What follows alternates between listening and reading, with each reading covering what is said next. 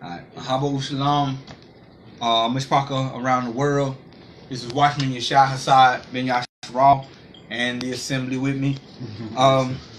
We going in again on the Mind of Yahuwah Part 3, Understanding the Ruach HAQADASH.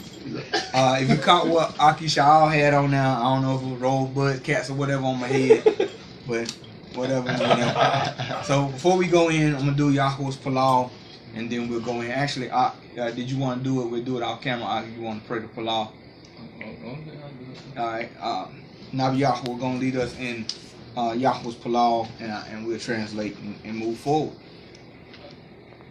Avinu Shabashami Yakadu Shamka Tabama Kuka Yasha Razumka Ba'arav Ka Asha Nasha Bahin Nanu Hayun Laham Hakanu Usalah Lanu At Ashmatu Ka Asha Salahim Anakhu La Asha Ashmu Lanu U'al Tabi Anu Lidi Masa Kai Hasi Lanu Manhara Kai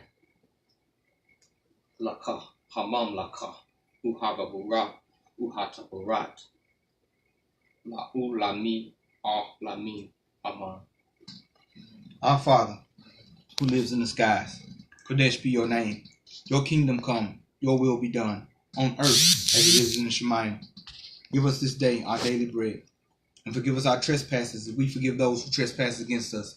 Lead us not into temptation, but deliver us from the evil one. For yours is the kingdom, and the power, and the esteem forever. Amen.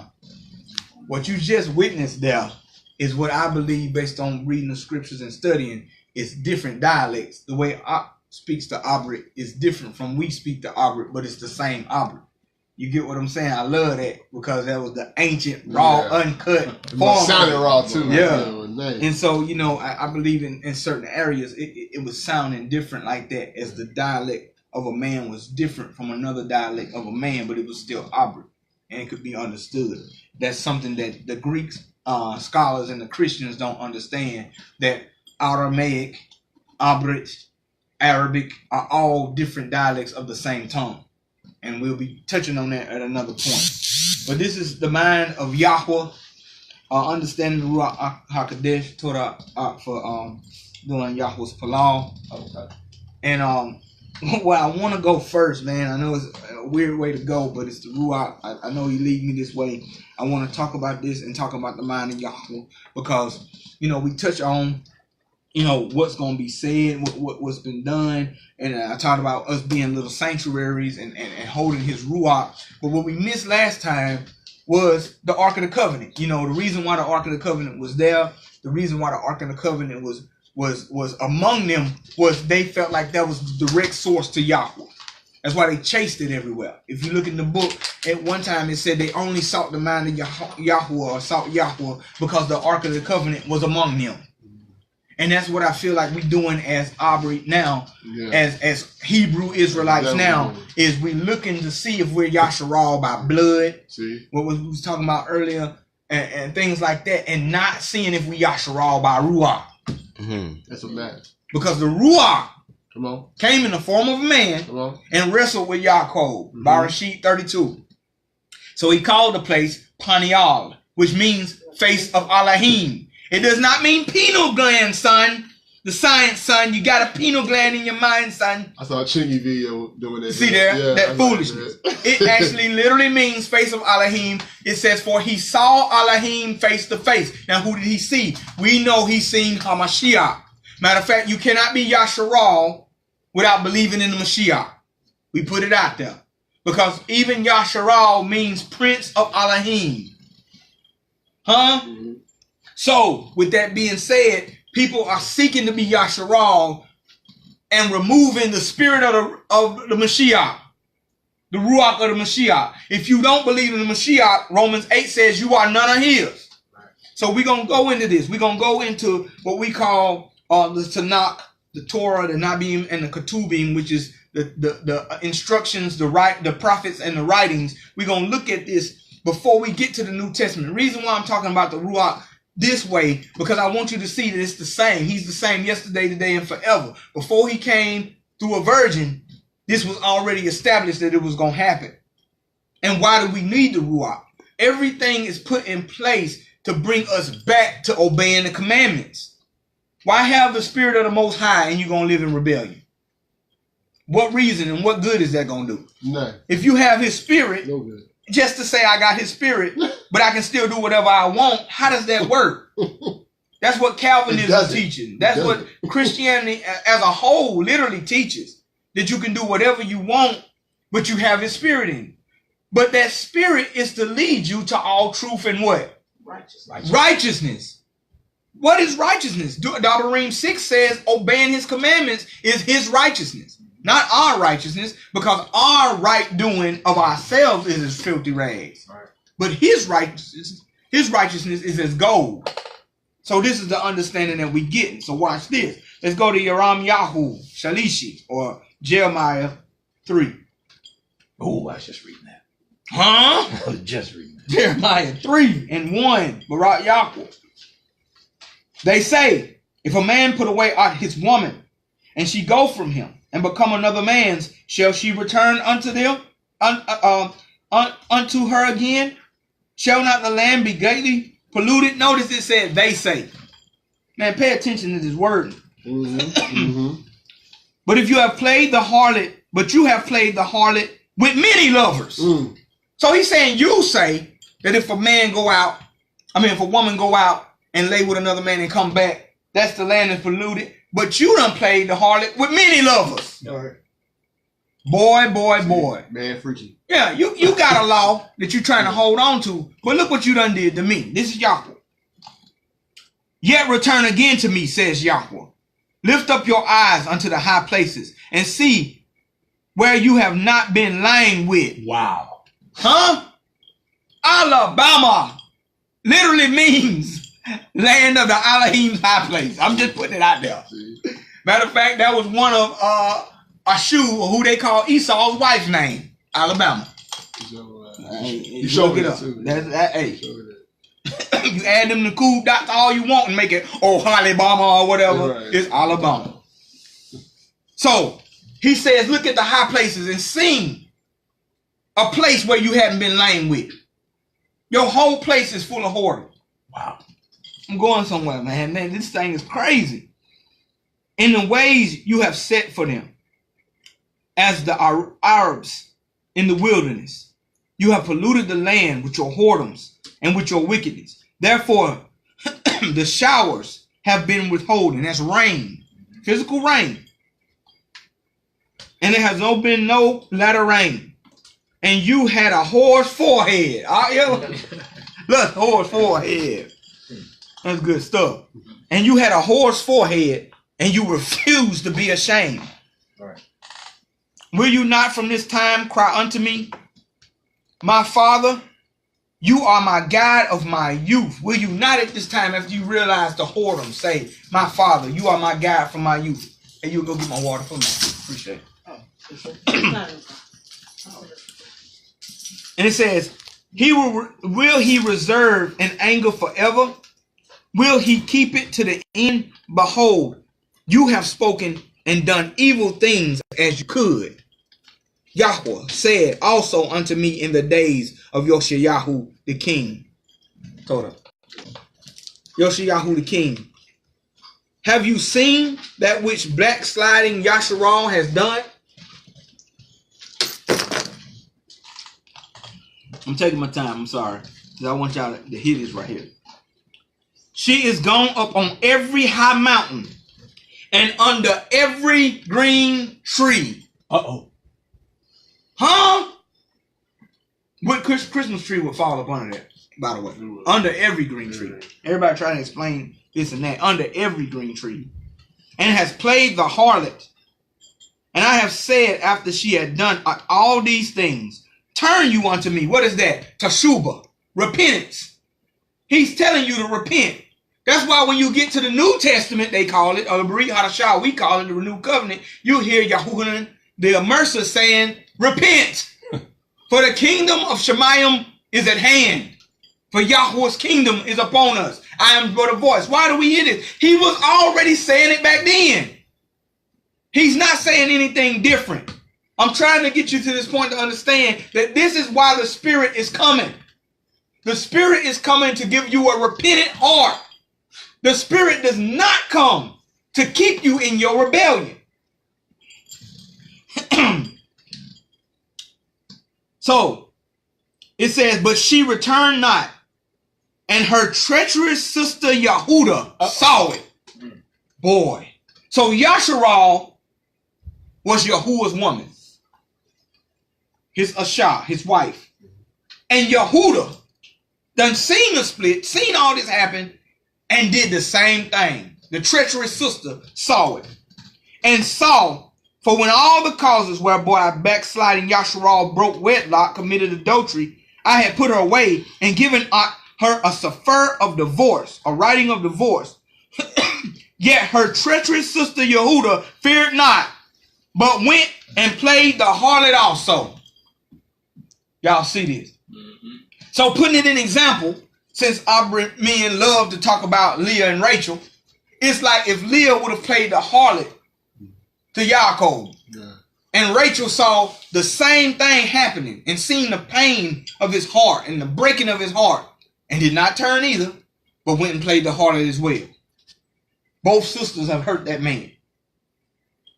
Yahuwah is saying the same thing happened with Yasharal. Yehudah turned and did the same exact thing. Now here's the thing. The words of the Torah was entrusted to who? Yehudah. Man. We getting now. But went and played the harlot also. This is 9. And when it came to pass through the lightness of her whoredom that she defiled out the land and out broke wedlock or committed adultery with stones and with stocks. What stones and stocks? Idol worship. Wood and stone. He told us this thing would happen. And yet for all this, her treacherous sister Yehudah has not turned unto me with her whole heart, but faintly, said Yahuwah. And Yahuwah says unto me, the backsliding Yasharal has justified herself more than treacherous Yehudah. Wow. Why? Because you saw that hurt me. She did it out of her whoredom, but Yehudah was here when she was doing it and then went and did it. Boy, boy, boy. I'm telling you, this is why the Mashiach came through what house? Yehudah. Through the house of Daud. All this is happening for a reason. The Mashiach had already mapped out his plan. Before all this went down, he mapped it out that his Ruach was going to take care of this problem. Because the problem is not with him. The problem was with us. Exactly. The problem is not with Yahuwah or his Torah. The problem is with us. That's what we clear about. And see, that's the thing that we missed when we were in Christianity, because we thought that the problem was with the instructions given being too hard to keep. So we were just whores because you told us not to whore. Wow. You tell me not to whore. Oh, that's just too hard for me to do. I'm just a woman of the night. See what I'm saying? This is the teaching. Delusion. But that's delusion. Right. Because in Hebrews, in Abram, the book says, in finding fault with them. Yeah. The fault was with us. It wasn't the Torah. So here we go. 12. Go and proclaim out these words toward the north, and say, return, you backsliding Yasharal, says Yahweh, and I will not cause my anger to fall upon you, for I am merciful, says Yahweh, and I will not keep my anger forever. Why? If you repent. It's conditional. Yeah. He's mad. He's angry with the wicked every day. That's the book. But a person of a repentant heart, he does not keep that. He does not hold that grudge against you. Once you have repented, you are clear. Only acknowledge your iniquity. This is all he asking for. Listen to this. Only acknowledge your lawlessness. See, that's the problem now. Man. As a people, we do not acknowledge our lawlessness. We don't say we lawless. Right. We explain our lawlessness. We want to promote our... Do you know the word adultery in the Abrit term, in the 10, what they call the 10 sayings or 10 commandments? That word adultery literally means to promote or proselytize a belief different from the one Yahuwah gave you. Wow. You can look it up. I'm not making this up. When he says don't commit adultery, what does that mean? Even as a husband to a wife or a wife to a husband, when you go out there and promote your body to somebody else, you are breaking the standard of an instruction that was given to you, that you are mine. Right? Teach. Right. Teach. You belong to somebody. If you have made a covenant, you belong to that person. But when you're out there, you're promoting yourself. What do they say hookers and prostitutes do? They selling themselves on the street. They promoting themselves. I remember being in Miami in the streets. A woman came up to me. Hey, boo, you want a date? I'm like, oh, hey, she want to date me. My country behind. She was a nice looking lady. A date? Okay, awesome. What day? What day you want to go out? She's like, no, I'm a prostitute. I didn't know what she was talking about. She was promoting herself. I'm like, God, no. I was thrown all the way off. Yeah. Can you break down that adultery definition one more time for me? In the 10 Commandments, when you see thou shalt not commit adultery, if you look up the Abrit word, that word means to proselytize, meaning to shop for promote another Elohim or promote another way of being other than Yahuwah's. And y'all willing, I'll have it and I'll put it in the comments so you can see what I'm talking about. But it says that what you're doing is Yahuwah tells you to belong to him. But when you're going out, you're promoting yourself as you're on the market, pretty much is what I'm trying to say. That you're on the market. You don't belong to Yahuwah. You belong to whoever wants to come into you. Wow. That's what it means when you look at the Abba. Boy. Huh? Boy. Wow. And that's why it says adultery and not just fornication. Because even when you break wedlock against your wife or your husband, you have broke wedlock with Yahuwah. That's why the prodigal son came back after he laid with harlots and said, what? I have committed crime against Shemayim and against you. I broke two forms at the same time of covenant. See what I'm saying? Now watch this, man. Boy. Good. Only acknowledge your lawlessness. We don't want to do that. We want to explain that following the Orisha in Yoruba and magic is part of our culture. Huh? Listen. That's not lawless. It's been misunderstood because the white man don't want us to have true power. We were witches and sorcerers when we got here. Look up the story of the 3 daughters of the man who burned them at the stake. What started the Salem witch trials. The crucible. That whole story. What started the Salem witch trials, guess what? Was the voodoo slave Tituba, who is the great-great-grandmother of Madame Laveau. The voodoo queen down there, who is the great-great-grandmother of Beyonce. You see what I'm saying? So that slave is the one who promoted these 3 girls to be witches. You get what I'm saying? So when people say that this situation of not doing witchcraft and magic is the white man's deception on us so that we will be powerless, that's a lie. That's a straight out lie. Look up the story of Haiti. How Haiti, when they did their witchcraft, they sacrificed a black pig to get free from the French. I believe it was 1792. They made a 200-year covenant, 200-year deal with Satan to get free from the French. Look it up.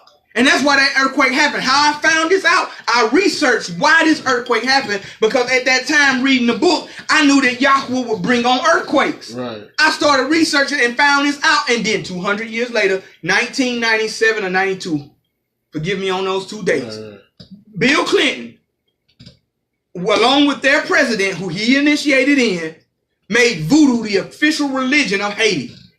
The contract was renewed again, another Brit Hadashah. But this time a covenant with death.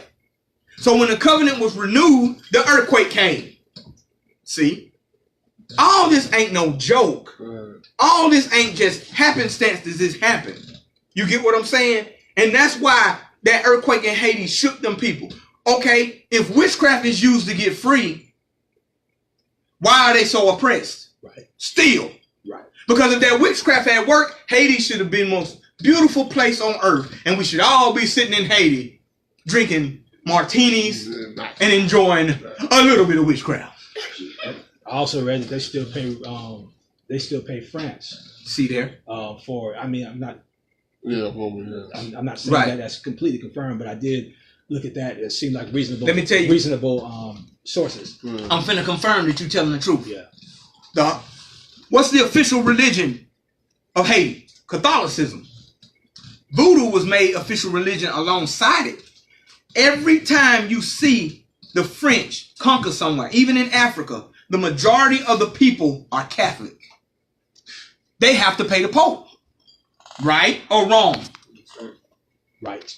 Why do you think Catholicism is right there with voodoo? Because in order to become a voodoo priest, you have to go through the rites of Catholicism. So no. Yes. It is not a black thing. Voodoo is not your ancient African culture. It was introduced to you by Satan, who is an equal opportunity destroyer, who have white doctors who voodoo. It's dimension jumping. Now, why am I going all over there? Because this is the culture that we have as a people now. We so woke that we waking up into everything and walking into every house we can walk in because we woke. Bunch of hoes. Bunch of hoes. Our whoredoms is now being explained as our culture. When he says, only acknowledge your lawlessness. Acknowledge what Christians even had it. If you go to Aldi's, on they buggies, it's an ABC to salvation. The A means acknowledge that you're a criminal. They know this, and they still do whatever they want to do. Go ahead, huh? No, I was just going to say that. The Ruach dealt with me. I was driving. Ruach dealt with me. And said, you know, because like you said, everybody seen me woke. Everybody want to woke. Oh, wake up this, wake up that. You know, and everybody said, what good is it being woke if you're not waking up to righteousness? See that? What good is it? It's good for nothing. You just know something. You know, so you have if you're not walking in righteousness, if you're not believing in Mashiach, if you're not doing what the books say do to the best of your ability, because we all deal with someone. I know I do, but nevertheless, well, it don't mean nothing. Right. Being woke don't mean jack. And that's why the book tells you in two different places, because Shaul was actually quoting Yeshayahu, awake you sleepers, and the Mashiach shall give you light. Ain't that something? Go ahead. I was going to say this. It was 2003 that it says that it became the official thing. But it says the mixture of, I'm going to say these words just for the thing. It says the mixture of gods and goddesses and Catholic saints is an integral part of the Haitian life. See there? One common saying is that Haitians are 70% Catholic, 30% Protestant, and 100% voodoo. See there? And that's just, I just looked up Torah. what you said. And see, that's what, BBC. And so that's what had me lead to research that in 1997 or 92, voodoo became their official religion. The earthquake happened in 2003. So I was like, if I know that the Most High creates earthquakes, what caused that earthquake to hit these people that hard? It was their covenant with death. You see that? It was 17 what? 1792 or 1797, I'm sorry. But 1797 was that 200-year contract. 200 years, Clinton came in with their president and made it, and then the earthquake happened. You get what I'm saying? Oh, yeah. Crazy. So when did you say the earthquake happened? I didn't look up when the earthquake happened. When was voodoo established? It says voodoo became the official religion in 2003. And what was the name of the president? Let me go back. Give me a second. Hold that for a second. Why you find that? Because that's who Clinton put in as president. Okay, here we go. It said Haiti's Catholic president Jean Bertrand. That's him. Artistide, I don't know. Artistide took the decision earlier in April, which means that voodoo ceremonies such as marriages now have equal standing with Catholic ones. And that's what it says. What I just read. And if you look up Bill Clinton, he was involved in all of this. That's what I'm telling you. Why do you think Bill Clinton made T.D. Jakes the interfaith leader over his belief system? He is trying to get all these religions going. You get what I'm saying? Mm-hmm. So here we go. We'll research that. We'll go deeper on that on another teaching. But I gave you that to you so you can research it for yourself. All right. Only acknowledge your lawlessness. Only acknowledge your lawlessness, that you have transgressed against Yahuwah Eloheka, your Elohim is what it means, and have scattered out your ways to the stranger under every green tree. That's just a clean word. You open your legs to every stranger. And you have not obeyed my voice, says Yahweh. Turn, O backsliding children, says Yahweh, for I am married to you. People always say, he's married to the backslider. No, that's a lie. He's married to the backsliding. Those people who are out there in the midst of it. If you're a backslider, it's too late for you. I'm just going to put that out there. When you gone, reprobation happens and it's no coming back because you have blasphemed the Ruach. But backsliding is going back and forth. That lukewarmness that he's talking about. You notice he corrects them on lukewarm, being hot, neither hot nor cold. Why? That's what Ahab had them with Isabel. He had them doing that. That's why Eliyahu said, how long do you go back and forth against two opinions? If Yahweh is your Elohim, serve him. But if Baal, serve him. It's the back and forth. He wants you to make a final decision so you can be cut off with the evildoers or rewarded with the righteous. Multitudes are in the valley of decision. The day of Yahuwah is near in the valley of decision. That's book. See, he wants you to finish that decision making. How long you going to do it? You're going to either repent, but don't come back to me. That's why it starts off, if a man put away his woman and she goes from him and become another man's, shall she return again? It's the decision that he wants you to make. Let's keep going. This is all about the Ruach, man. I'm getting somewhere. In my own way.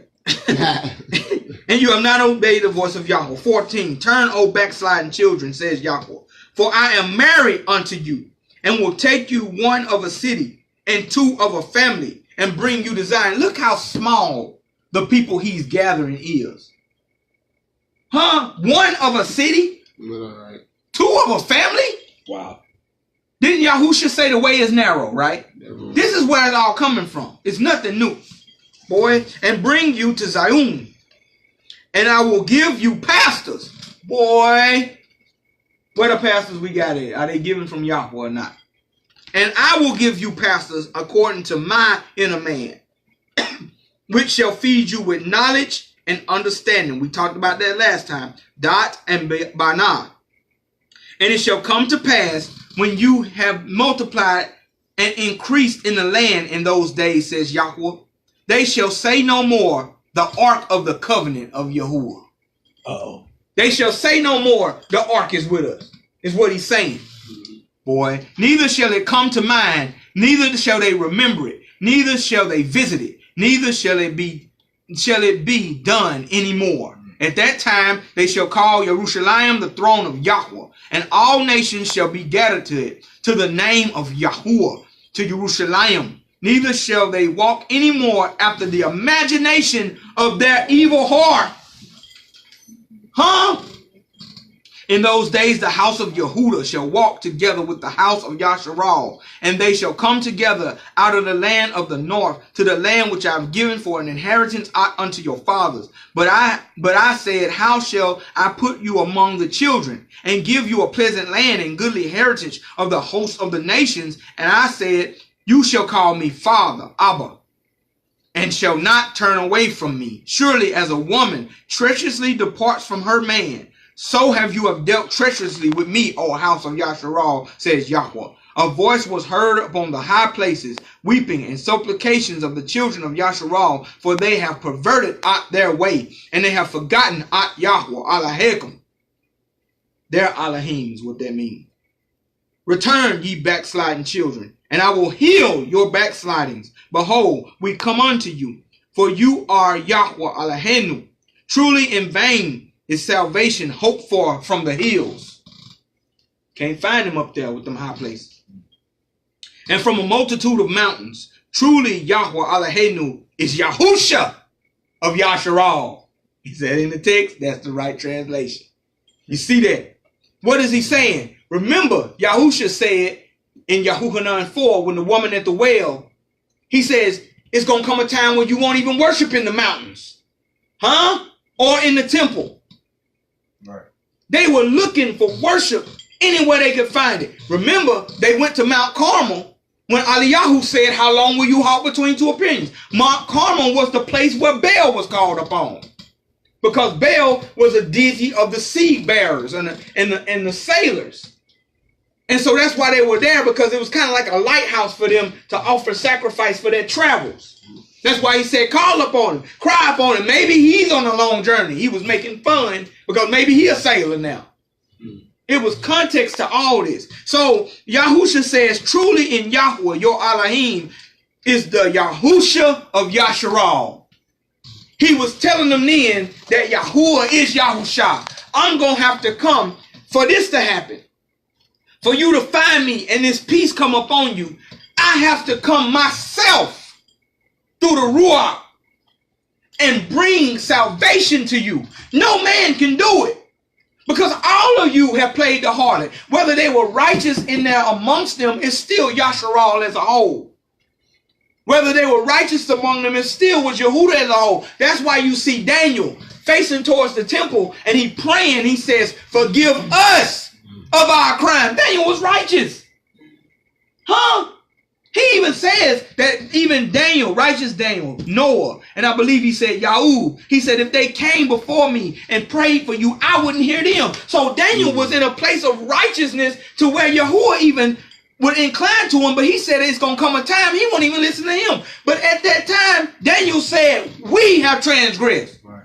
We have to pray for us as a people like that. You might think you in a higher place than somebody else, but you are Yasharal. And we all have transgressed his commandment as a people. It's a body. We move together. Right. Huh? Mm-hmm. If you see a hand crawling on its own, that's some Adam family garbage. Mm-hmm. You need to throw that in the trash can. Mm-hmm. We move together as a unit. Mm-hmm. Huh? I think that's vital. Everybody needs to understand it. We were talking about that the other day. I can't do what you do. You can't do what I do. Right. We're a body, and I think that's a faith issue with a lot of people. Mm-hmm. And it's gonna have to be that we unify. But see, we trying to unify under the wrong thing. We trying to unify under spiritism. We trying to unify under bloodline. Mm-hmm. We trying to unify under this and under that and under name arguments. Everything except the Ruach HaQADASH. Everything except the mind of Yahuwah. Let this mind be in you, which is also in Yahusha HaMashiach. Right. Why did he say that? Because that mind is obedience. That mind is given to be a deliverer. That mind, when it came down in the form of a baby and a virgin and came to earth, that man was to obey the direct commandments of his father. Christians say, oh, he would have just did it just for me. You lied. You lied. It was a Christian man stood up and preached at a show we did one time. You remember that stuff? And he said it was selfish. Even as a Christian, he said this. He said it's selfish to think that the Messiah just would have died only for you. He said that's selfish. He said he did that out of obedience to the Father. Only out of obedience. Huh? Boy, hey, he was. Who did he pray to? The Father. Yes. He wasn't over there talking about, oh, I love these humans so much. If I can just get one to follow me, I'd die for him. Where is that in the text? It ain't there. You go find it. I have come to do your will, O Yah. Nevertheless. No. Not my will, but yours be done. It was obedience. Man. Yes, sir. He didn't come up to take away the word either. See there? Mm-hmm. I like this meme I shared the other day. Somebody put, man, it was awesome. It said, behold, the Lamb of God that takes away the law of Moses. Something that John never said. That's awesome. That was an awesome meme. Because he was coming for obedience. Why? Then why? Let me get you to understand this. Why would the Spirit of the Most High come into a fleshly form to complete something? Because a man couldn't do it. Right. A man can't do it because the temptation is too strong. Right. You have your own fleshly, selfish things. Look at yes. I'm gonna give you like this. Eliyahu had completed an amazing feat. 850 prophets killed of Baal. Amazing feat. Yeah. Instantly, when he got a letter that Isabel, Isabel, her name is, not no Jezebel. When she sent the letter that she was going to do him the same way, he instantly said, God, kill me. Take my life. Oh my God. You just did. You seen the fire of Yahuwah come on an altar you built. 12 stones representing the 12 tribes. Right. And he stood up for you. And you ready to die because of a threat of a witch? That's why man couldn't do it. Wow. It had to take Ruach indwelling in flesh to do it. A man could not do this. It had to be a pure blood offering. Who had their hand up? Anybody? For the shame has devoured the labor from our fathers from our youth. Shame has devoured the labor of our fathers from our youth. You see that? And out their flocks and their herds and out their sons and out their daughters. We lie down in our shame and our confusion covers us. What happened to Adam and Hawa when they realized they had committed crime and they were naked? They covered that shame. Their garment was gone. That covering was the Ruach. That's why when you read in the Brit Hadashah, or the New Testament they call it, it goes into the genealogy, right? And it says, Enosh, who was the son of Seth, Seth, who was the son of Adam, Adam, who was the son of Yah. Why does it call him the son of Elohim? Because he had the Ruach of the firstborn on him. And when he committed crime, he removed his covering. What does Shaul say? Our covering is who? Mashiach. It all goes together. So our shame is open now as a people of Yasharal because our covering has been removed. We do whatever. Our whoredom has our legs open to Yahuwah. He says it. You have your feet open to every nation. Why does he say it like that? Because he had a robe of righteousness upon you. Yes, ma'am. Oh, that just reminds me back in the when they say the Old Testament is, they always talk about how the Ruach HAQADASH is like new in the New Testament and whatnot, but the cloud that covered the tabernacle, that represented the Ruach HAQADASH. That was the covering of Yashral after they presented the atonement to the people.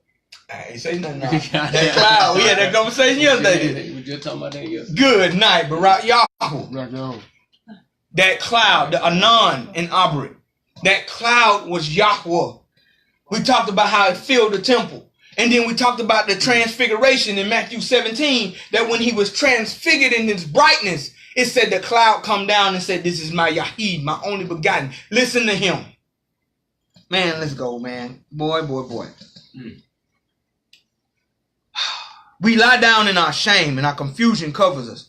For we have committed crime against Yahuwah, our Elohim. We and our fathers. See how it's hard to be talking like that. You ain't looking for ancestral worship. You ain't looking to follow the patterns of your ancestors because it's your ancestors that got us in this situation. Right. You worship them boys too much. Even as Christians, you got Martin Luther King up there in a suit on a statue. Huh? That's fact, no. You worship your ancestors when you should be saying, what did they do to make me be like this? In the first place. Come on. We and our fathers from our youth, even unto this day, have not obeyed the voice of Yahuwah Eloheinu. What is the voice of Yahuwah? Mashiach. He is the word. Right. So it's all about the Mashiach, right? Now. I got all that out the way to say this. Right. Said all that to say this. Right. I said all that to say this. To show you. Boy. Let's go to the meat now. Yes, ma'am. I know that. I'm not in the world. I'm not in Let's see right here. Let's see what's going on, man.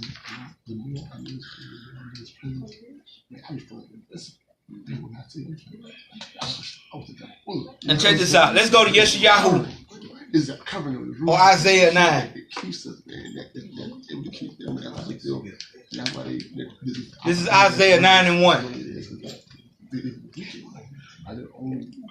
Listen to this. Nevertheless, if you get it, Yeshayahu 9:1, Isaiah 9:1. Listen to this. I'm showing you this for a reason. I broke that Jeremiah 3 down. Notice 3:16 exactly is where the ark. He said the ark was going to be removed. By the way, everybody talking about John 3:16. Look at Jeremiah John 3:16. So here we go. Yeshayahu 9:1. Nevertheless, the dimness shall not be such was her in her vexation. When at the first he lightly afflicted the land of Zebulun and the land of Naphtali. Who are those? Can anybody without the regular 12 tribe chart tell me? Those are the sons of Yasharal, right? Okay. And after it, he did more grievously afflict her by the way of the sea, beyond Jordan and Galilee of the nations. That's Galilee, where the Mashiach walked. All right. The people that walk in darkness have seen a great light. Pay attention. And they that dwelt in the land of the shadow of death, upon them has the light shined. You can go John 1. We can try all that. I'm going to go there in a second. I'm getting somewhere. You have multiplied the nations and not increased the joy. Their joy before you according to the joy of the harvest, as the men rejoice when they divide the spoil. You have broken out the yoke of his burden and out the staff of his shoulder and the rod of his oppression in the day of Midian. For every battle of the warrior is confused, noise, garments rolled in blood. But this shall be with burning and fuel of fire. For unto us, see our Christmas jump over all that. For unto us a child is born, unto us a son is given, and the government shall be on his shoulder. Who's government? Yahweh's government. Exactly. Watch this. His name shall be called Wonderful. His name shall be called Wonderful. People say he shall be called Wonderful.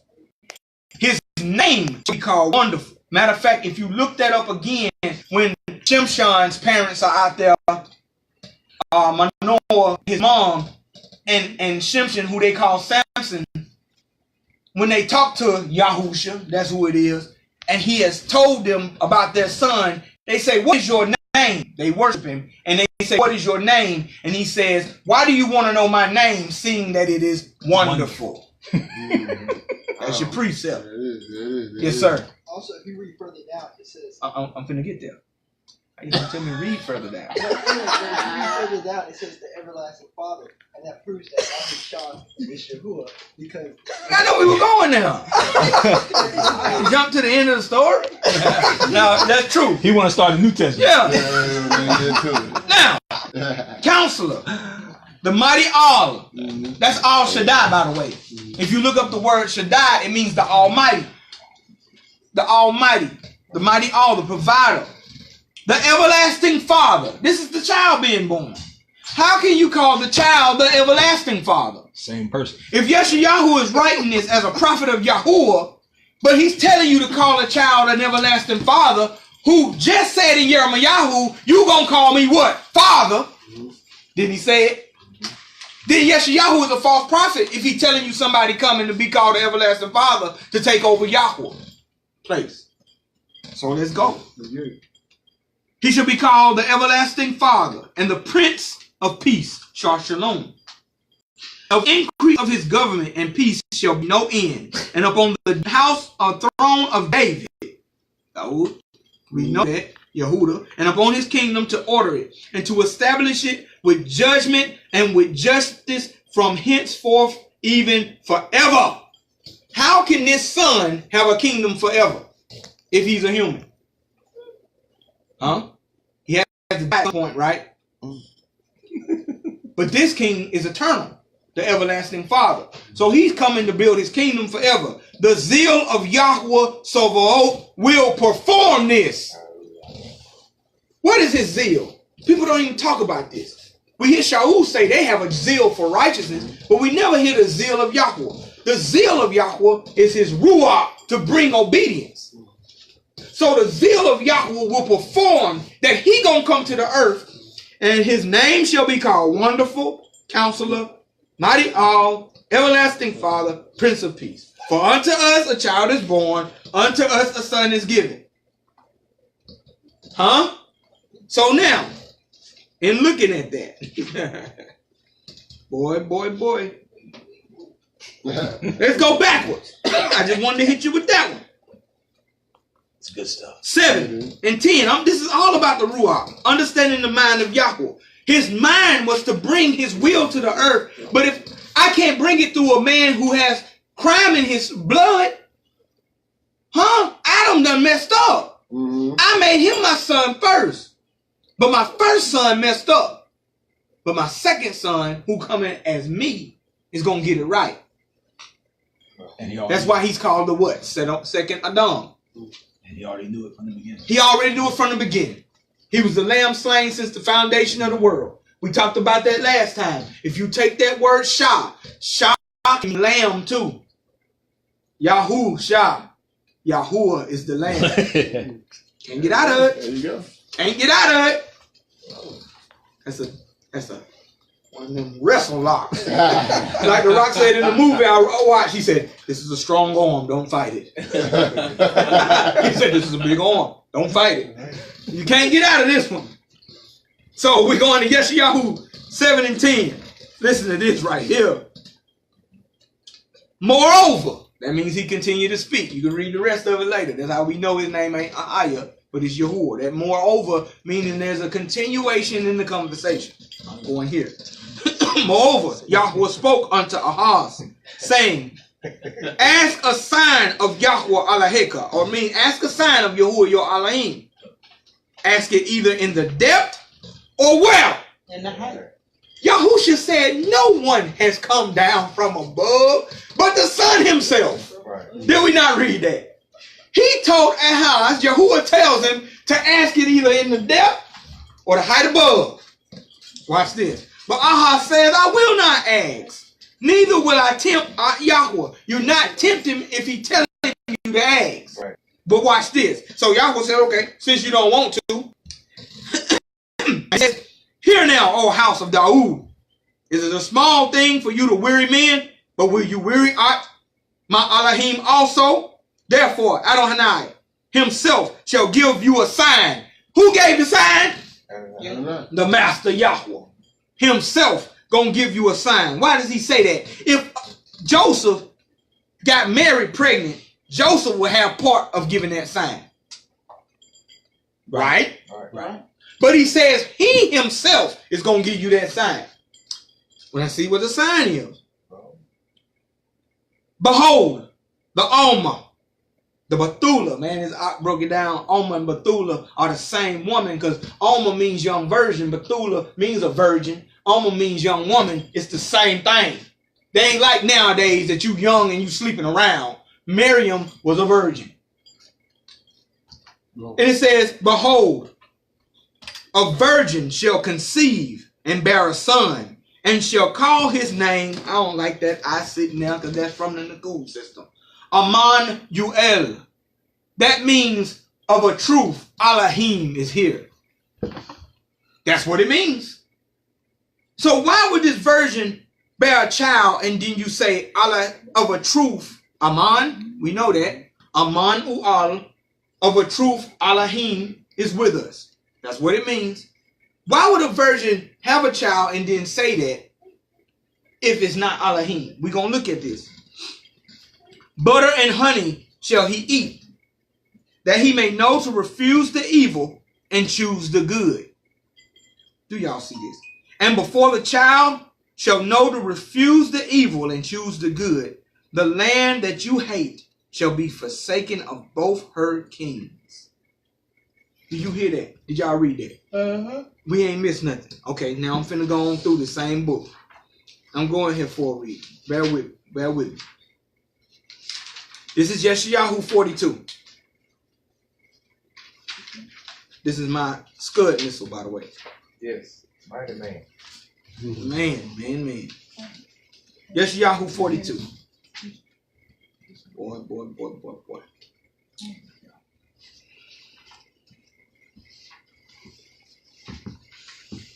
1 second, I'm jumping to Yahoo.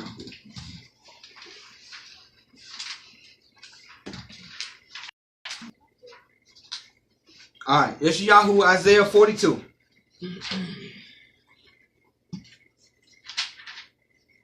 I can read all this whole thing. You need to read the whole thing. This is about the Mashiach. Whole thing. You can see it says, behold my servant who I behold, my elect one in whom I well pleased. I put my Ruach upon him.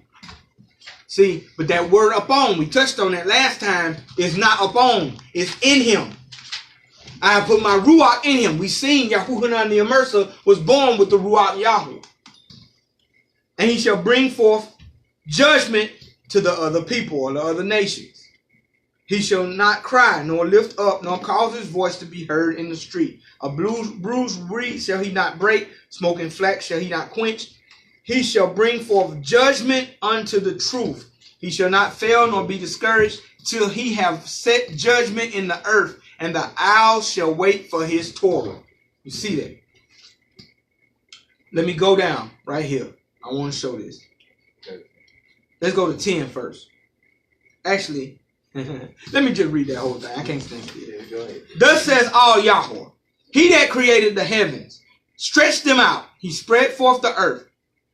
And wind comes, and which comes out of it, he gives breath, Ruach, unto the people upon it, and Ruach to them that walk therein. You see, breath can be interchangeable. See how it fit just then. I, Yahuwah, have called you in righteousness, and will hold your hand and keep you, and give you for a covenant of the people, for a light of the other nations or other people, light to the Gentiles, to open the blind eyes, to bring out of the prisoners from the prison, and them that sit in darkness out of the prison house. Remember, we just read that those who were in darkness saw a great light. You got to put all these precepts together. I am Yahuwah. Watch this. Why does he say this? That is my name, and my honor, my esteem, my kabod will I not give to another. That means if the Mashiach is not Yahuwah, he has given his esteem to another. We know he can't lie. Right. So listen. Neither my praise to graven images. I want to show you why I know he's the Mashiach. Through the Ruach Yahuwah. Behold, the former things are come to pass. New things I do declare. Behold, the former things are come to pass. That means old things are passed away. Behold, I make all things new. Same thing the Mashiach said, right? Just a new way of saying it. Just a different way of saying it. And new things I do declare. Before they come forth, spring forth, I tell you of them. He finna tell you about something that's finna happen before it comes to pass, so you know it's him. Right. What's finna happen? Let's find out, shall we? Sing unto Yahuwah a new song, his praise from the end of the earth, that ye go down to the sea, and at all therein, the isles and the inhabitants thereof. Let the wilderness and the cities thereof lift their voice. Villages that Kadar inhabits, that's Ishmael's son. Let the inhabitants of the rock sing. Let them shout from the mountains. Let them give esteem unto Yahuwah. Declare his praise in the islands. Yahuwah shall go forth as a mighty man. Close the book on that one. That's an explanation. Boom. He shall stir up jealousy like a man of war. It says the Pharisees were jealous of him. That's why they sought to crucify Hamashiach Yahushua. It's right here in the text. He's telling you something to happen before it comes to pass. He shall cry, yea, roar. He shall prevail against his enemies. I have long time holding my peace. I have been still and refrained myself. Now I will cry like a travailing woman, and I will destroy and devour at once. I will make my mountains, waste mountains and hills, dry up their herbs. I will make river islands. I will dry up the pools. I will bring the blind by a way that they knew not. I will lead them paths that they have not known. I will make darkness light before them, and crooked things straight. These things I do unto them, and not forsake them. And they shall be turned back. They shall be greatly ashamed that trusted in graven images, and say to molten images, you are our Elohim. Hear ye deaf, and look you blind, that you may see. Who is blind but my servant, or deaf as my messenger that I have sent? Who is blind that he that is perfect, and blind as Yahuwah's servant?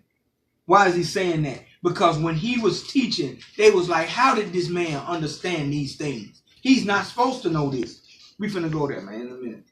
Seeing many things you do not observe not, opening the ears, but he hears not. Yahuwah is well pleased for his righteousness' sake. He will magnify the Torah and make it honorable.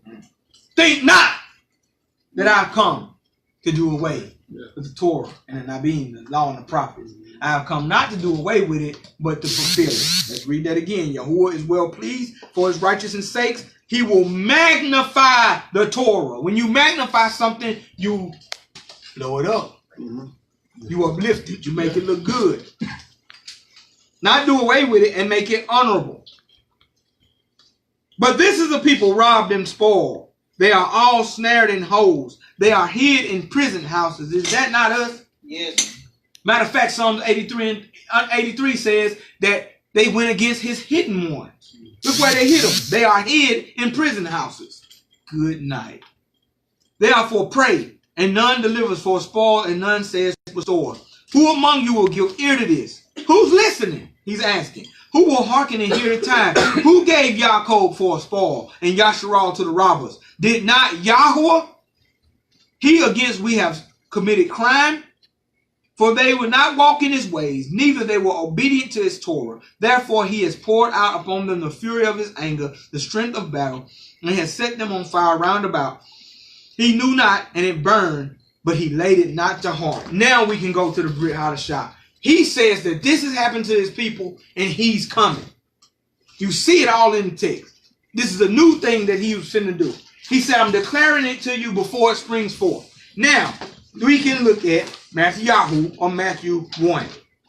This is still understanding the mind of the Ruach HAQADASH, the mind of Yahuwah. Why did he send himself into a virgin? You have to understand that to understand why he left the spirit for us.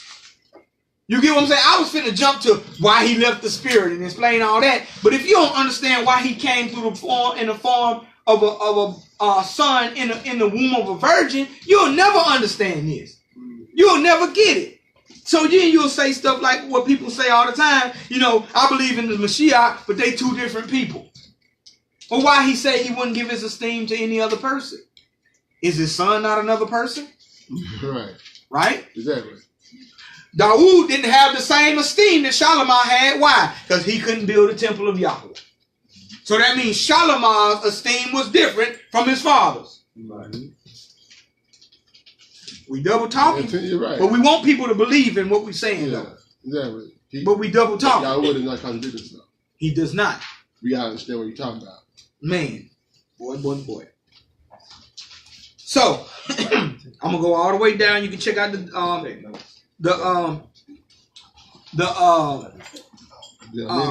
the lineage if you want to, but I'm gonna go down to 1 and 16.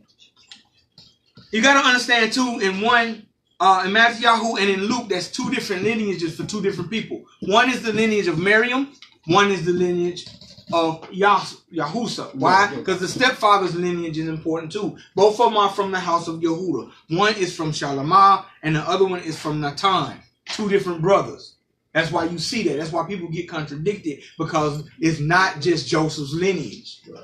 Who they call Joseph, Yahusha, which means Yahuwah has added. It's two lineages from the mother and the father. Why? Because both show that they're both from the house of Yehuda. Because as a stepfather, when you take on this woman, you have to have that same house too. How do I know that? He says that you break Torah when you sleep with your stepfather's children.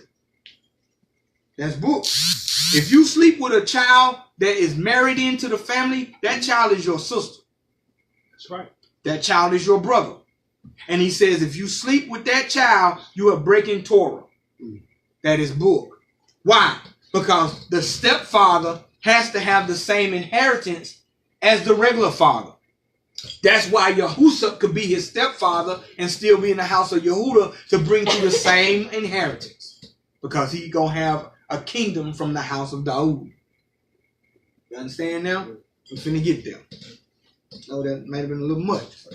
1 and 16. Yaakov begot Joseph, the father of Miriam.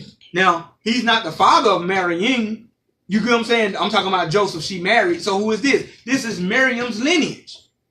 He's talking about the father of Miriam, whom was born Yahusha, who is called Mashiach. Do y'all see that? If you look up at 1 and 7, Shalamah begot Rehoboam. So it's Solomon's lineage here. I'm finna show you something. And I'm going to go back to my point. I'm showing you that this Ruach. Go to Luke.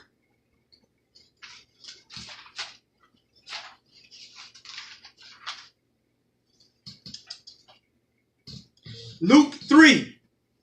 If you go to Luke 3 or Lucas 3 and 31, listen to this.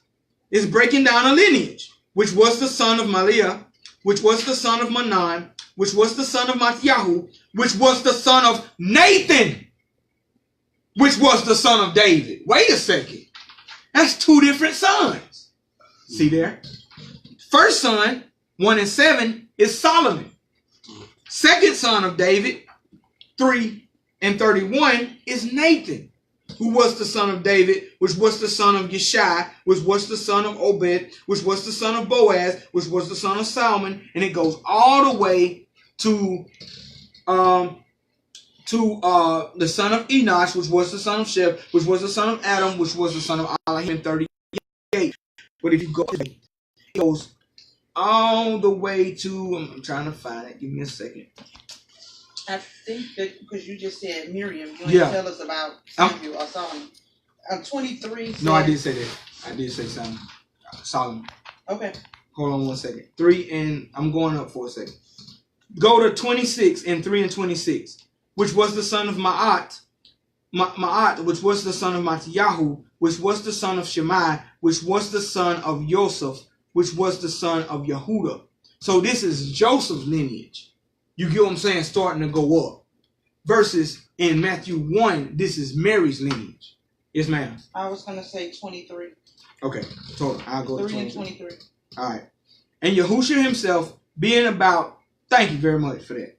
And Yahusha himself began to be about 30 years of age, which as was supposed being the son of Yosef, which was the son of Eli. So it was saying he was thought to be the son of Yahusha. So when you see 3 in the Gospel of or Basora of Luke, you see Yusuf's lineage, which speaks of a son Nathan who belonged to David, versus Matthew 1 and 7 who talks about Solomon, who was the son of David. Y'all catch that? Yep. And it says who begot Joseph. So Mary's father was even named Joseph, who was Miriam, which was born Yahusha, who is called Mashiach. So when people talk about these lineages, the reason why I'm going now, they say it's discrepancies in the lineage. Why? Because they think both of them are Joseph's lineage. Right. When it's not, because he's not the father. First lineage is of Miriam, second lineage is of Joseph. Right. So once I got that out of the way, now I can go into this. Sorry, I go everywhere and I come back. I'm sorry. But this is the reason why. It gave you that lineage to show you that both were from the house of Yehudah, which both were from the house of David, from two different brothers. We see that all the time because Zechariah and Elizabeth, who was Yehuhanan the Immerser, or John the Baptist's parents, were both from the house of Levi. They came from the same house and they married. Nothing odd in the book when you know Torah. So why am I saying that? So it says Mashiach was born. Now watch this. 118. Now the birth of Yahusha HaMashiach was on this wise. When his mother Miriam was espoused to Joseph. That means she's engaged. Mm-hmm. We can agree to that, right? Before they came together. That is sexually. You cannot put no spin on that. I've heard Hebrews say that's before they came in the house together. Before they started living together. Well, y'all so basic. I'm telling you, they stretching. They trying hard. I'm talking about they stretching hard for this not to be the Mashiach. So here we go. Before they came together, she was found with the child of what? The Ruach HAQADASH. The child was of the Ruach. Now, if it's a regular man, how can it be the child of the Ruach HAQADASH? I can't make no child of the Ruach HaKodesh. Right. You can't. You can't either. Yeah, you can't. I don't care how great you think you are. Yeah. I didn't think you are. You cannot make a child of the Ruach HaKodesh. It's not happening. You see what I'm saying? So why is that worded there? This is why. When Yosef, her man, or her husband, her Ash, being a just man, not willing to make her a public example. Why was he going to make her a public example? Because Torah, she done committed wedlock. Right. I mean, slept out of wedlock. She done committed adultery. Yeah. This is what it was. But being a just man, he loved her still. Right. He don't want to put her in a public example, was minded to put her away privately. So that means she's pregnant without his doing. Why? He ain't never been with her before. Right. I mean, we make this thing, we try to make this thing so deep. It's right there. Right there, just read it. Just read it. Don't change it. But while he thought on these things, now this is what I want you to pay attention to. This is the child of the Ruach YAHUAH. While he thought on these things, an angel of Yahweh appeared unto him in a dream, saying, Yahusha, the son of Daud, fear not to take unto you Aunt Miriam, your woman, for that which is conceived in her is of the Ruach HAQADASH. Now, why did it say dream? If he would have got it from another neighbor or something, they just trying to hide something. I got to talk directly to him. Got to. Not only did he tell him this in the dream, watch this. We get the name too. Watch this. And she shall bring forth a son. And you, why? Because the father has to name the son. If it's his son, by tradition and custom, that should be Yahusha Jr. Yes. Because if you look at the lineage of the Mashiach, after he has children with Miriam, after she gives birth to the Mashiach, he has a son named Yahusha, or who they call Joseph. Because that's his first son. That's his first boy. Huh? That's his firstborn. Something different is happening. Let's finish. Man, I'm telling you, you got to understand the mind of Yahweh. And she shall bring forth a son, and you shall call his name Yahusha. What does that name mean? Yahuwah is my salvation. He just said he's not going to share his esteem with no man. I alone am Savior, and beside me there is none other. So if this guy is Savior here that's not of Yahuwah, then who is this guy? We got to get rid of it. That's why JC got to be kicked all the way out. That name has no strength or meaning or nothing to the esteem of Yahweh. So in this dream, he gets this name. For he shall save his people. Wow. From their crimes. I know this basic. So I'm probably right now, man, bro, this basic. Nah, I'm trying to get you to understand the Ruach YAHUAH and what his purpose is. If they didn't twist the basic, we would have to go back over the basic. You better say they twisting the basic like it's. And we argue about this all day long when the book's saying what it is. We're wasting time on this argument when we should be finding out what the mind of Yahuwah is to do the work of raising the dead, giving sight to the blind, healing the sick. What Facebook post have you seen of Aubrey asking, why ain't we raising the dead? Right. Why ain't we going into hospitals as a group, as a camp, and going in there praying for all the sick children? Where's those arguments? We're not looking for y'all. See what I'm saying? We're not looking for his mind. We're looking for his benefits. You see what I'm saying? That's why they followed the ark around. They wanted the benefits. When the dude got killed, when the ark almost fell and he almost caught it, and he profaned it and he died, Daud got rid of it, sent it to Abad Edom, the servant of Edom, left it at his house. He began to get so much barakah, so much blessings and esteem and glory, honor from Yahweh. Daud wanted it back. He had to go get it. Went and go get it, didn't he? Yeah. And was dancing, not naked, and said he had the ephod on. They then twist that story. And was dancing and rejoicing because he got it back. That's us nowadays. We want the benefits, but not the obedience. See, he was mad at Yahuwah because Yahuwah said, hold it by the rods. Don't touch that boy. But when he seen it falling, he touched it. And he said, oh man, how are we going to do it then? Obedience is what he's looking for. And this right here, him coming through a virgin was to bring back obedience. She had to be obedient. Huh? She had to submit herself as a living sacrifice for Yahweh for this to happen. Because you don't think that she was thinking, how am I going to tell my man I'm pregnant by the Ruach HAQADASH? Huh? Nobody look at her story. I'm about to get stoned. Man, I'm finna be messed up. Oh, I'm pregnant by the Ruach. Huh? They ain't had no Mari.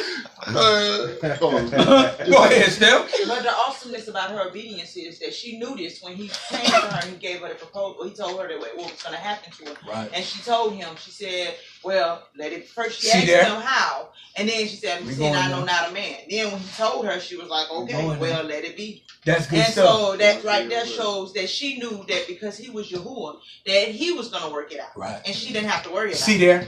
Because obedience with him allows him to do the full working. With Yah, all things are possible is what he told her. She wasn't even concerned with that factor. You get what I'm saying? She was concerned with the obedience part. That's right. Man. That's right. But on her, you got to understand we human. Yeah. We still human. Yeah. They don't tell the full story either. Right. Because even even Yohanan the Immerser at the end of his life started asking questions. There you go. So even in this a big gamble for her to allow this to happen.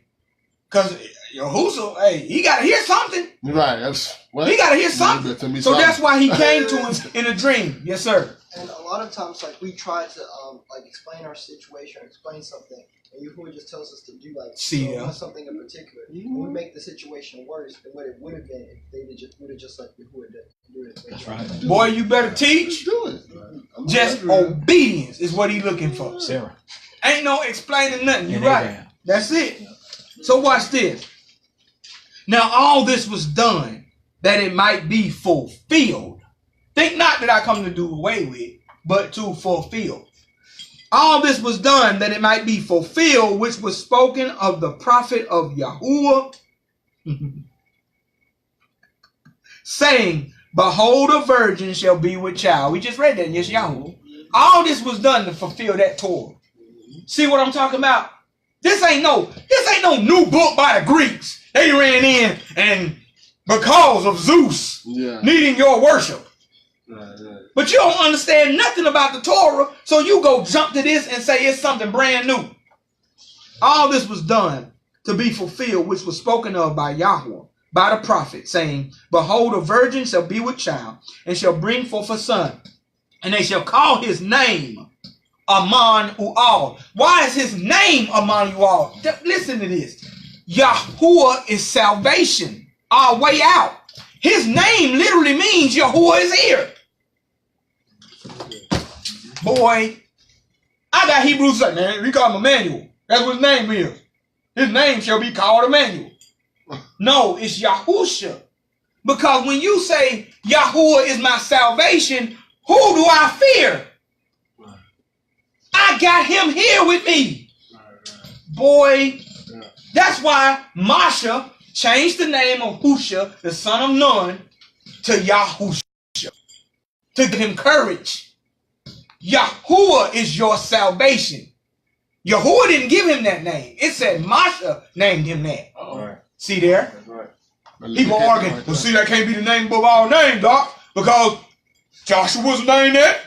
The New Testament got it. No, Masha named him that to give him courage. You see that when we see Yahuwah speaking to him saying being strong and courageous. Yeah. Yahuwah did not give him the name Yahshay. His name was simply Husha. He must have been really scared because he said that a lot in that chapter. Yes, he did. He said a lot. Because he knew he was a human. Yeah. And we get afraid. But Yahuwah is with us. Among you all. That's good. Man, that's good stuff. So here we got a guy named Yahusha, nicknamed that because it's to keep him believing that Yahweh is his salvation. That's your way out. That's your open door. I ain't show you, man. That book now. I ain't just throwing it out my neck now. It's in there. Man. Now watch this. Which is being interpreted, our all is with us. But it's, if Aman is in there, it means of a truth, our Elohim is with us. You know for sure. For sure. Yeah. Man, then Yahusha, being raised from sleep, did as the angel of Yahuwah had bidden him, and took unto him his woman. Look at that. The same name she got, the same name he got. Right. No difference. And knew her not. What's the King James Version of knowing somebody? Sex. That ain't that sex? Yes. We hollered the sodomites was evil because they wanted to know Lot.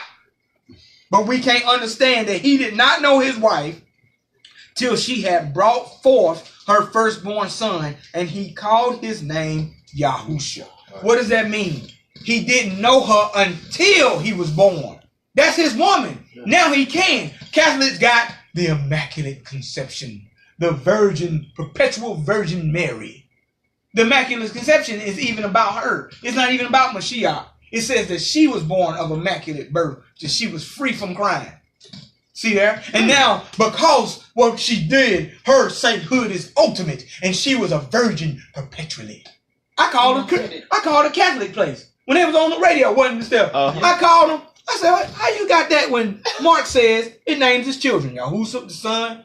Click. Yeah, they hung up on me, didn't it? I said, Yahusha the son. Then I named all the rest of them. He had a brother named Yehuda, who we read about, who is Jude. Yaakov, who we call James, was his half-brother. All these men, how did she not have children? Then I told him, I was trying to tell him. Yeah, they clicked it. Couldn't even hear I didn't get that. I was going to tell him that when he says, who is my mother, or my sisters, or my brothers, that means he has sisters and brothers too. That were of natural birth. Okay, now watch this. The Catholic Church clicked on me, hung up, and still talking like I was still on the line. I was mad. I said, they still talking like I'm there. I was mad. They were talking to me. You see, my brother. They done hung up on me. Wow. Deception. Killed you. You cannot have her in that place because Yahusha didn't have her in that place. Huh? He seen her as a human needing salvation. She seen herself as a human seeing salvation because she read it. I'm finna read it to you. Why am I going here? Because if you don't believe this part of the Ruach, nothing else matters. Nothing else matters because he came for this reason, to save us. His whole name is Yahuwah, is salvation. Save us from what? Our lawlessness. Because lawlessness must be burned in the fire that the earth will be burnt with. Go ahead, man. I was gonna go back and just a little bit address what James just said.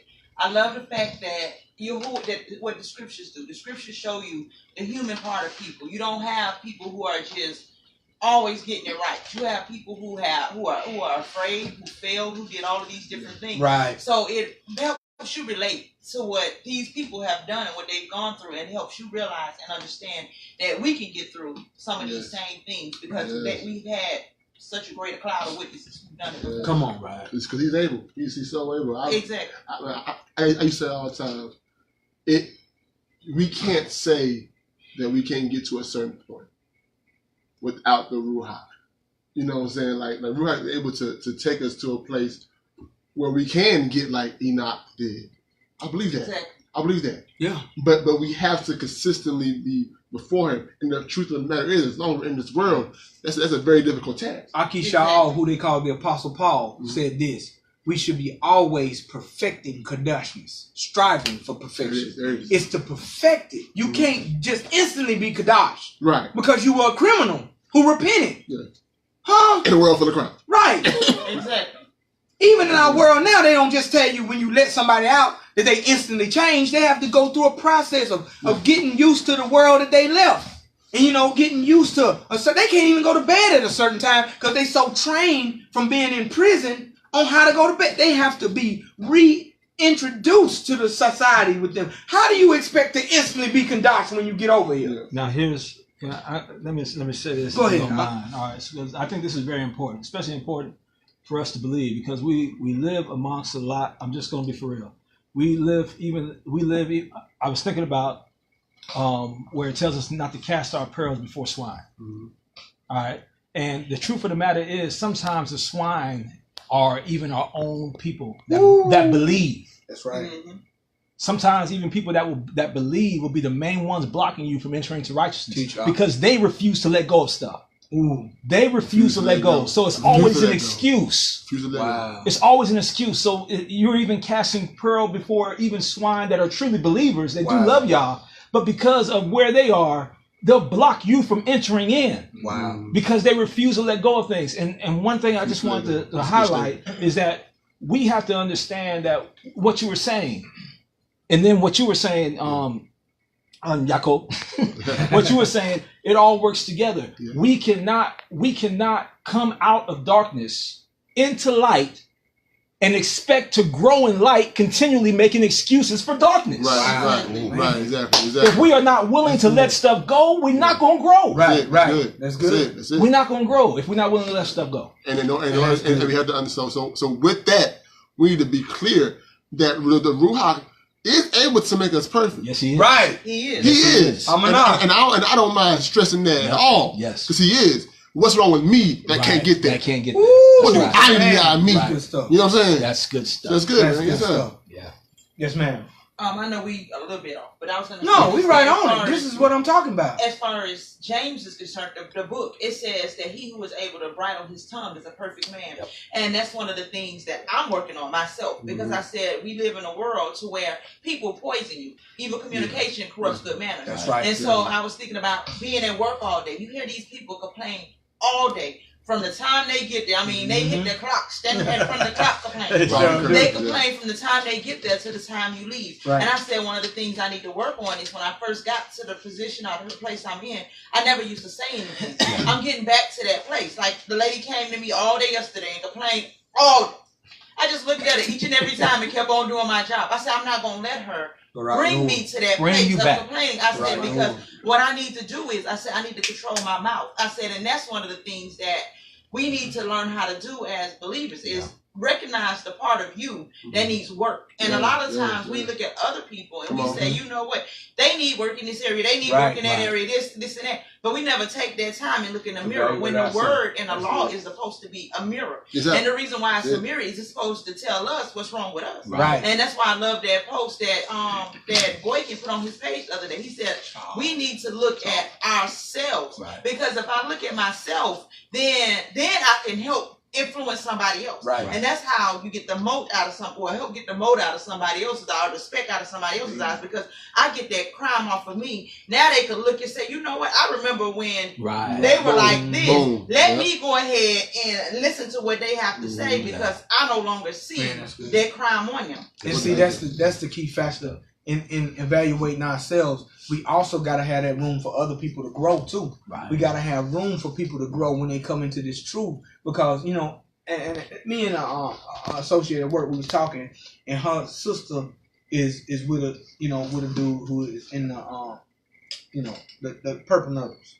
But my thing is, I tell them, as new believers, we can't be so angry at people like we knew it all along. She said she was getting angry because they be like, 4th of July, y'all Negroes out there keeping 4th of July. What's wrong with y'all? But you were keeping it too. If you're going to bring this truth, it got to be brought with meekness and humbleness. You get what I'm saying? And on my end, I had to learn that too, because when you're new to this, you think that aggression is going to make people come out harder. It's like you trying to fight the demons yourself and not let the Ruach do the work. So you come with aggression. It's kind of like this. In Christianity, Smith Wigglesworth, it says he got so mad at the demons, he would punch people and heal them. Man, come on. They ain't nowhere in this book. But he said his aggression was at the demons. When we come into this, we so mad at being lied to. We so mad at being, we've been manipulated, like Brown say. We've been manipulated. And we so mad at being manipulative that we go at people. But it's the devil who allowed our ancestors to fall, who allowed Yahuwah to allow a strong delusion to fall upon us. That's right. So it's all y'all's plan, since y'all like Drake so much. It's all y'all's plan. But what happens is, we get mad at people for falling subject to our ancestors going against his plan. Which we did too. Which was salvation. So here we go back to the salvation. The initial plan in the first place was to save you, to put you back in Paradise, or the fruit garden of Eden, or the place of paradise that Adam lost in the first place. So that's the whole plan of salvation. But in order for this plan to work, I have to come. See there? Not another man. I can't send another man for you. Hanak was taken up from the earth because he was Kadash, not sent to it. I have to send somebody out of the Shemayim that's going to be equipped enough to do the work. Right now, it's in my right hand. See there? My right-hand man. We say it, we just don't get it. Right. That's good stuff. Man, come on, Steph. I want to say this real quick, too, about Hanak, because I keep hearing people say this, is that if you so Kadesh, or you so holy, that you need to be taken up out of here like Hanak. Hanak was taken out for a purpose. Right. And so what we have to realize is that because you get it right and because you're living correct, does not mean you're going to automatically be just taken up. Right. Because everybody has a purpose. You have John and Mercer, who are Yahuwah and Mercer, who was perfect and who was upright. You have Zacharias and Elizabeth, who are upright and who are righteous. And these people, and you have Daniel, who are upright and righteous. He didn't take them out. Everybody had to serve a purpose. Hanak had to serve a purpose, as in he had to write this testimony down for Yahuwah. So what we have to realize is that just because you are righteous, and just because you are upright, and just because you are striving to be perfect, and if one day we achieve Yahuwah's perfection, not man's, because you'll never achieve man's. But once you achieve Yahuwah's perfection, does not mean that he's going to automatically take you out. It means that he might want you to stay there to prove to others that you are perfect, and that way you can be perfect and have other people do it. We just can't say, oh, if they so perfect, this and that. But right now, we all still need to be striving for perfection. Right. And see, that's what we on by Yahusha.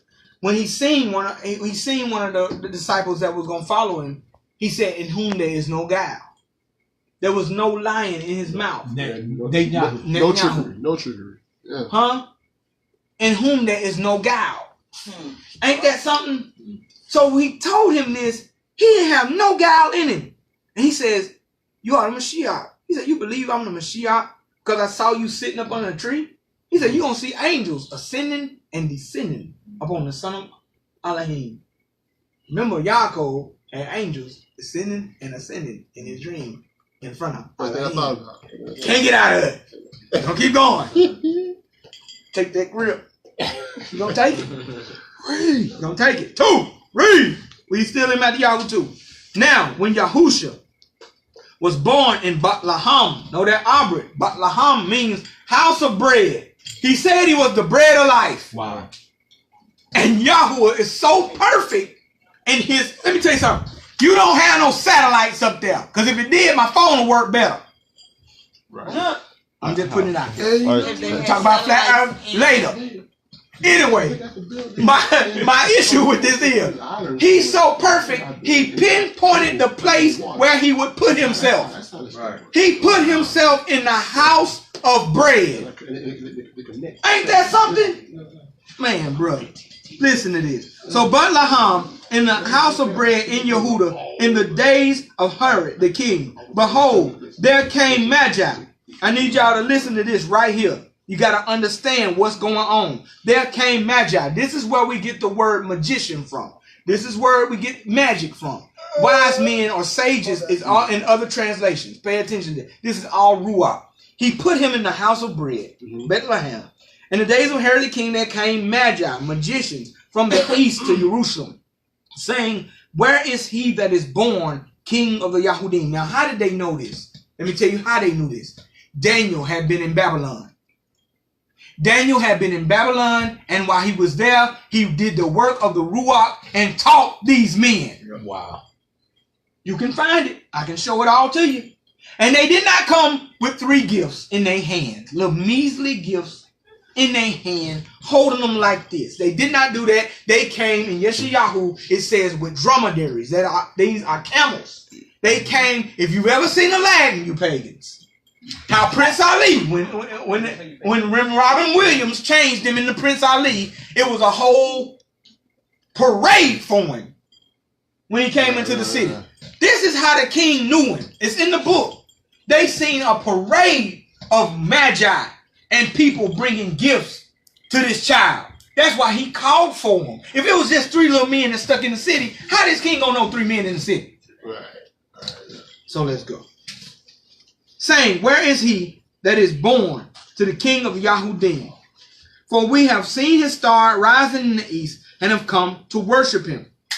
And when Herod the king had heard these things, he was troubled, and all Jerusalem with him. And when he gathered all the chief priests and scribes of the people together, he demanded of them where Mashiach should be born. And they said unto him, in Bethlehem. Why would they read? What were they reading to know where the Mashiach was going to be born? Remember, we missed all this. That Andre, when he was looking for his brother, he went to his brother Kapah, who we call Peter, he says, we have found the Mashiach. The one who Masha spoke of. See there?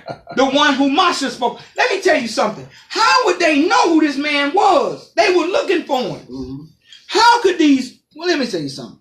I'm sorry. These priests and scribes and people came together. He demanded where Mashiach was to be born. If there was not the New Testament, what did they go read to find out where the Mashiach going to be born at? Uh-oh.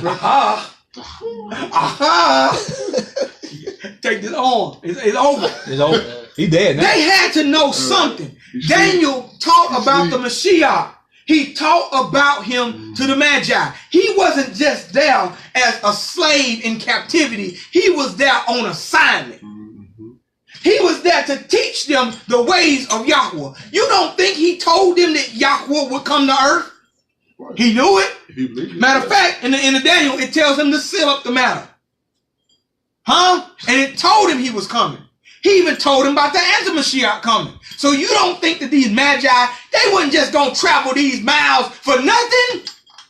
They had to believe why the prophet Daniel had interpreted dreams from a king who couldn't tell the dream. He wanted you to go to Yahuwah to get the dream.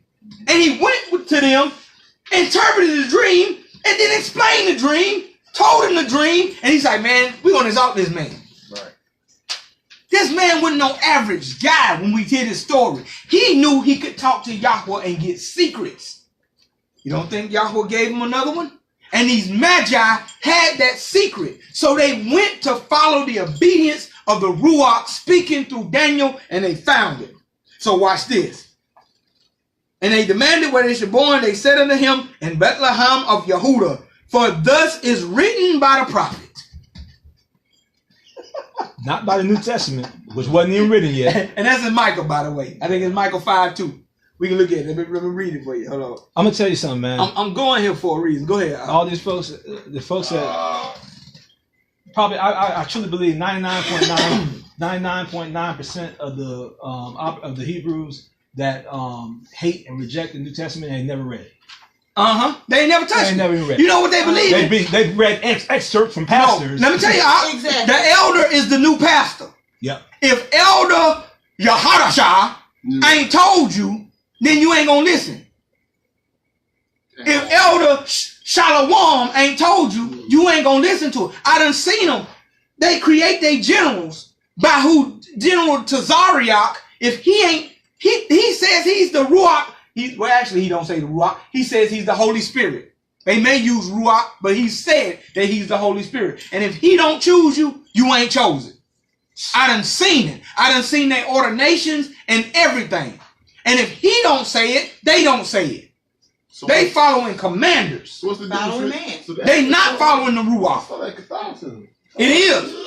It is. And that's why they 501c3. That's why they getting so big. Because the Catholic Church know you're not really a threat. You're just another arm on the octopus of lawlessness. Oh, bad teach. Huh? Right. Because Satan can't cast out Satan, right? That's right. Because then how can they stand on the streets? You're shooting innocent men, but you won't shoot them. And they giving you the boot kiss. Right. Huh? Something wrong. Yeah, something Go wrong. ahead, I'm sorry. Can you touch on the star? Because I've heard some of the cosmic, mystic, sorcery Hebrews talking about the way they found the Mashiach according to the New Testament is they follow the star. Okay, did you read that in there that they found the star? Because if they followed the star, why would they have to ask Herod? Huh? Teach it. It would have been right. For we have seen a star in the east and come to worship him. Let me show you where that star comes from. Please. We'll show you where the star comes from, and then we're going to go back. I'm sorry. We're going to go back. This might as well kill the lies while you're gone. Might as well. I mean, we're going to chop them down. You're talking about it. Let's go to Bamut Bar, or Numbers. It means desert or wilderness. Let's look at this right here. See if I can find it real quick for the sake of time. I did not have it in my arsenal, but I got it. I'm sorry, man. No. Taking you off. No. This is what it's supposed to be. Because it's probably somebody sitting right there wanting to know. We following the Ruach this time. Yeah. We ain't following no lesson plan, no nothing, man. We gotta, if we gonna get his mind, we gotta let him teach. Man. Praise out. So here we go. Let's find this real quick. I'll show you where the star they follow come from. This is yeah, Torah. I'm looking for it right now. Yeah, this is about the story of Balaam and Balak. You said 24:17. All right, appreciate it. Thank you. That's exactly what I said. Balaam and Balak. Okay. Now we see 21:1 says, and the Balaam saw that it pleased Yahweh to bless Yahshay when he went not, as other times, to seek for enchantments. But he set his face towards the wilderness. That's what Bimbar means. What book is this? This is Numbers 24:1. Thank you. But this is the reason why I'm putting that out there. He went to curse Yahshay, but Yahuwah had him burp a blessing. Yeah. Huh? When he built the altar, because he knew building the altar was the right way to do it. He was trying to curse him, but then a blessing came out. So we said 24 and what? 17. There we go. Watch this. Let's go to 24 and 15.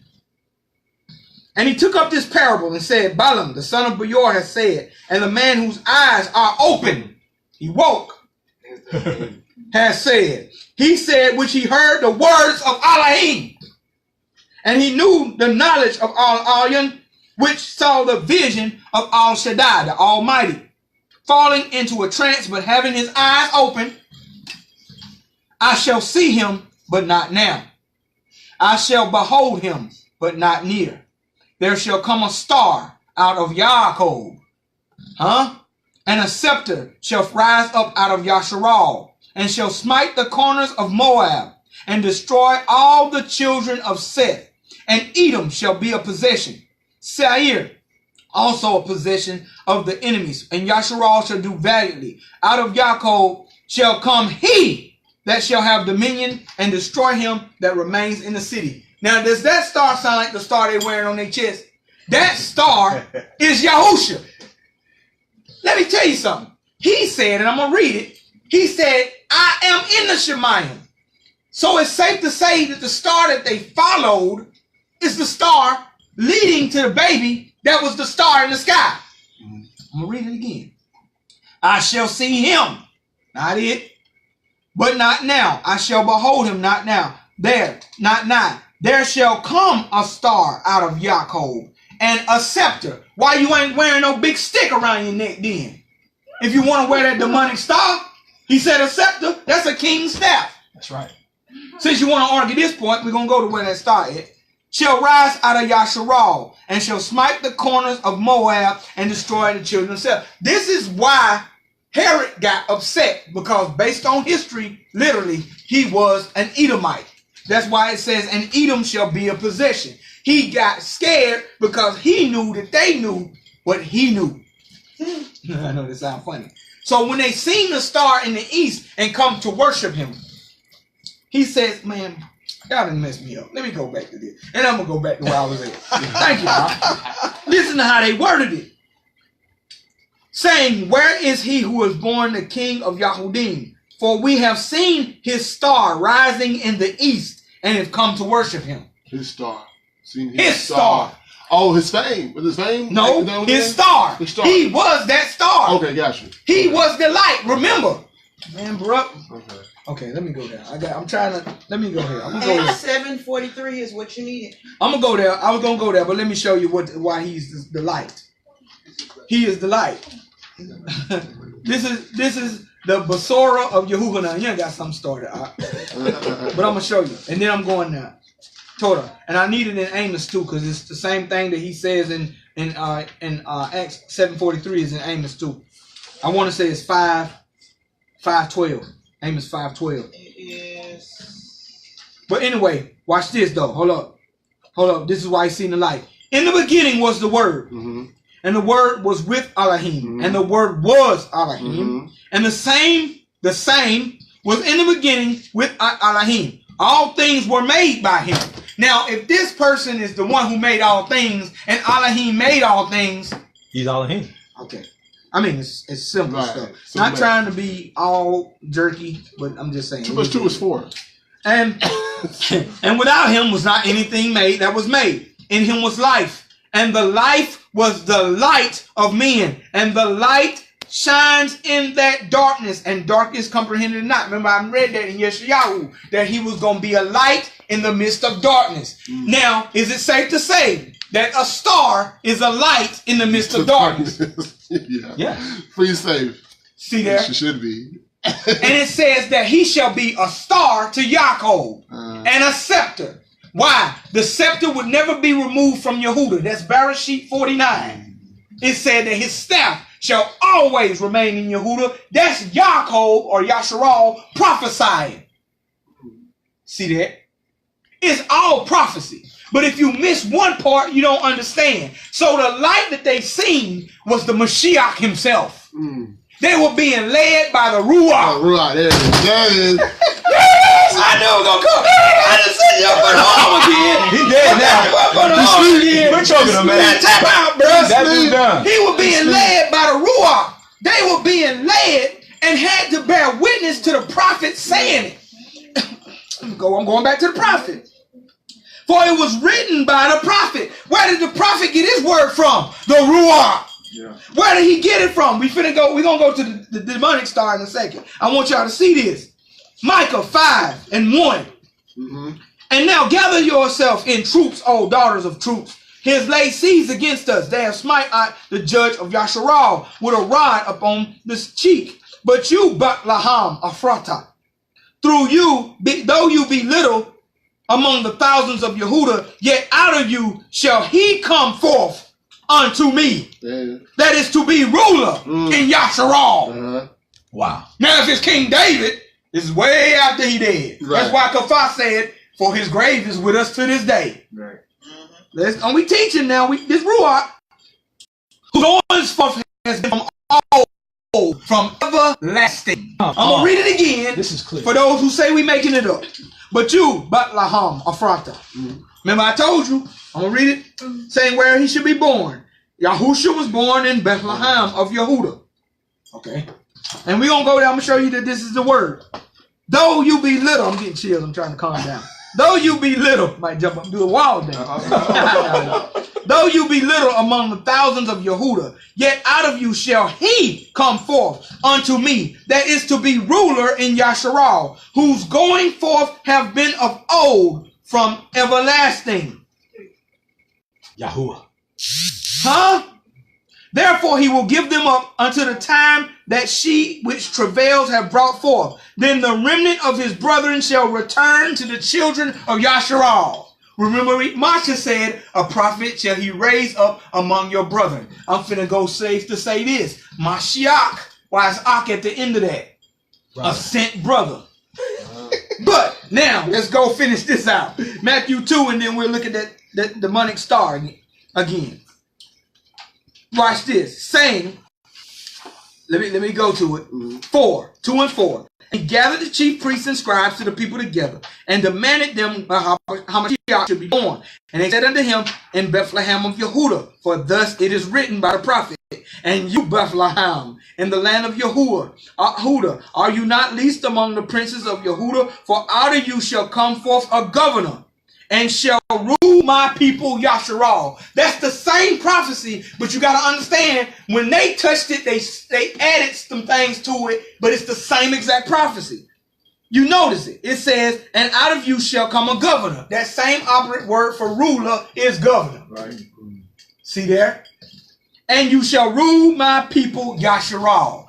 He was reading Micah to them. And also, the government shall be on his shoulder. He shall be the governor, is in Yeshayahu. Yep. You can't get out of it. This is all Ruach. And so they quoted Micah back to them to let them know they knew he was going to be in Bethlehem because the Ruach told them. Then Herod, when he had privily called the Magi, inquired of them diligently what time the star appeared. And he sent to them to Balaam and said, go and search diligently for the young child. And when you have found him, bring me word again that I may worship him also. Okay, we're going to stop right there because the star going to get brought back up. So we're going to go to Acts 7:43. And I'm going to show you the star. Now, if that star is right, why is Stephen, who is full of the Ruach HAQADASH, that's what it says, he's full of the Ruach HAQADASH, he begins to go from the beginning of time all the way to their time. Yep. Through the Ruach. That boy hit him heavy. I'm talking about the Ruach was so strong on, they say his face began to shine. And he looked like a Malakim. I even start right there so you can see I ain't made it up.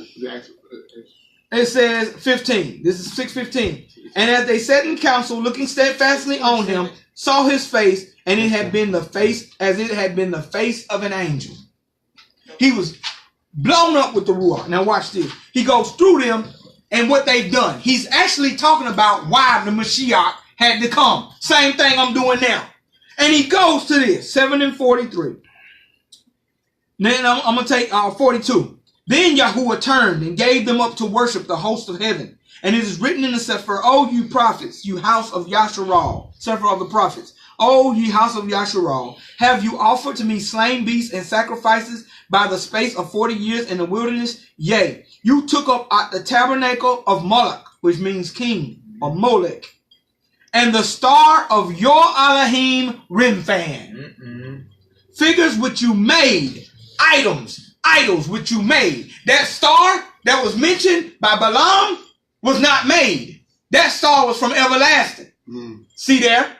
He said you made a star. The problem I have with that star too, Rothschilds, the Jews, their name means red shield.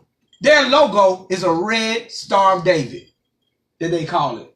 They made the red shield. They invented the 6-pointed pentagram star of Satan. Why do I know that? Because they recreated something that we had when we was in bondage. They found the star of Moloch and they recreated it for power. So while they busting and beating their chest about the Illuminati, and they got the star of the Illuminati right on their chest. So here we go. I'm going to finish reading. And the star of your Elohim Remphan, figures which you made to worship them. I will carry you away from Babel. So we see that star of Remphan is there. Now, I'm going to go to Amos. It's Amos 5. And it's not, Amos 5. Yeah. And 26, I believe. Yeah, Amos 5 and 26. That's where it is. Total. Yeah, it was Amos 5. Yeah, let me find it. Send me some. Sorry. Let me find Amos. Here we go. Amos 5. And let's find it. Let's see. Watch this. This is 5 and 21. I'm going to read Amos 5:21 first. I hate and despise your feast days. I will not smell in your solemn assemblies. It's Yahuwah talking. Though you offer me burnt offerings and your meat offerings, I will not accept them. Neither will I regard the peace offering of your fat beasts. Now, wait a second. Let me go back to 7 and this right here. This is 7 and 42. Yahuwah turned and gave them to worship the host of heaven. And it is written in the Sefer of the prophets, O ye house of Yasharal, you have offered to me slain beasts and sacrifices by the space of 40 years in the wilderness. Yea, you took up the tabernacle of Molech and the star of your Elohim Remphan. So they're offering sacrifices. So this New Testament ain't coming up with nothing new. It's quoting this. Right. Let's finish reading it. He just said it. You and your meat offerings, that's a sacrifice, will I not accept them, neither will I regard the peace offerings of your fat beasts. Take away from me the noise of your songs, and I will not hear the melody of your vows. But let the judgment run down as waters, and righteousness as a mighty stream. You have offered unto me sacrifices. We just read that in the New Testament. He quoted it. An offering in the wilderness 40 years. Just read it. Of the house of Yasharal. But you have borne out the tabernacle of your Moloch and at Kayun, your images. Remphan and Kayun are the same. The Greeks just changed it. You see that? Kayun of your images, the star of your Elohim, which you made yourselves. That is your star of Remphan. Matter of fact, do me a favor. Wait, keep reading. Wait, hold on. Let me say this. Google, who don't believe me, the star of Remphan. Watch what comes up. Then Google the star of Kayun. Watch what comes up. Then Google red star or red shield of the Rothschilds. Watch what comes up. That is a demonic satanic star. Let me finish it. Which ye made yourselves. That don't sound like the star in Numbers. It's not. That star came from the Shemayim. You made yourselves. Therefore, I will cause you to go into captivity beyond Damascus, says Yahuwah, and whose name is the Elohim Sovot, the Elohim of hosts. Now watch this. If you look at Numbers, it said that that star was eternal, and that scepter was eternal. He said they made a star themselves. By understanding, that star is handmade. That design is made. Because watch this. If that star was of Yahusha, why do witches use it? The term hexagram. We say they put a hex on you, y'all. That term hex comes from the hexagram, which is the Star of David. They call. I'm saying the Star of David because that's what they call it. David never had a star. It's never mentioned that David had a shield or a star. Solomon is a sorcerer in his old age, and it belongs to Solomon and Shalimah. Why? How I know that? It says you have made high places for your wives to the deity Molech. Man, you better teach, huh? Teach him. Is it made up or is it true? It's in the book. So Solomon, that's why gangs throw up 6-point stars and things. Crips. Don't they? Am I making it up? Talk about they throw up 6-point stars and talk about Solomon and David. Why? Because they know, because not them, but the person who put them up to be gangs made that demonic star and gave it to them. And it's demonic. They call it knowledge. That knowledge, that crypt knowledge. It's all demonic. Ain't that something? Now, let's back up. That star was made as the star of Moloch and Remphan. That was not the same star the Magi were following. Watch this. If that star is of Yasharal, the Magi wouldn't have had no knowledge of the star of Yasharal and Yehuda until until Daniel would have taught them that. If that is the demonic star, they would have already understood what that star was. But they followed the star because they knew it was Yahusha. And they worshipped him. Did it say they collected the star like Super Mario and put it around their neck? Let's just be real. Yeah. Where did we get this star from? I'm telling you right now, that is a demonic star. And that star is designed, when people say, I put a hex on you, they use a hexagram star. That's where the term hex comes from. That star of David is wickedness. And I had a dude, I'm not even going to call him an op, a dude tell me, look, if you take the modern Hebrew letters and you break them down, they form the Star of David. The problem is, why not take the modern Hebrew letters to do it? Then he got caught in a lie on that. If you take the menorah, and you turn it sideways, it makes the Star of David. What? What? Of Yahweh. Man, you gotta get out of this. This is why we in captivity now. That's what we don't understand. Yeah. Why do you think they let them talk to people like dogs on the street and nothing happened to them? They part of their system. Yeah, keeping us in bondage. Keeping us in rebellion. And so when we follow that, it's MF for this on their page. MF for that. Women are dogs and bees and this and all this evil. It's just so much evil. Why? You have a star of evil around your neck. It is powering that hatred in your heart is being powered by the star of Molech. Your ancestors made. Mm-hmm. Yeah, that's your star. But it ain't Yahuwah's star. Teach. What? Your ancestors had. Come on. So yeah, you can find it. Shalimah failed. Yahuwah came to him 3 times and told him, all those women you have is going to pull you away from me. He became a sorcerer in his old age. That is book. Wow. And made high places to the demon Hamush of the Ammonites and Molech. He made all these high places. So you found the star among our people, but you found it in evil. It's not the same star that the Magi followed. So, going back to the truth. Mm-hmm. Torah for bringing that up. That needs to be heard. I took you about 30 minutes out the way. I'm sorry. We keep doing this, man. It's all about the Ruach. We giving him esteem. Praise right. And if anybody who heard that wake up from putting that star down, it was worth it. Yeah.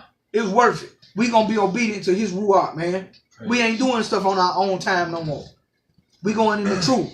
And watch this. We back up my Yahoo. I'm reading this because y'all got to understand this. He sent them to Balaam, the house of bread. Yahusha say he the bread of life. We done touched on that. Go, search diligently for the child. And when you have found him, bring word again, that I may come to worship him also. He lying.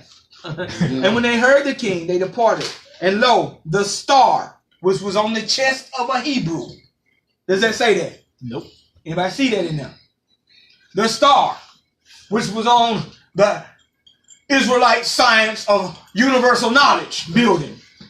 I don't see that in there. So let's see what the star was. And lo, the star, which they saw rising in the east. If it's rising in the east, Ark, then it cannot be the star that we have that's handmade. That's right. Okay. Went before them till it came and stood over where the child was. Come on, bro. So this wouldn't even, people could even say that was the sun until you hear that. This star was specially designed to point to Yahusha. Just like Yahuwah had spoke to Balaam and told him to say. It came to pass. Watch this. Even through a witch, Yahuwah's word came to pass. Right. Boy. Come on. Yes, ma'am.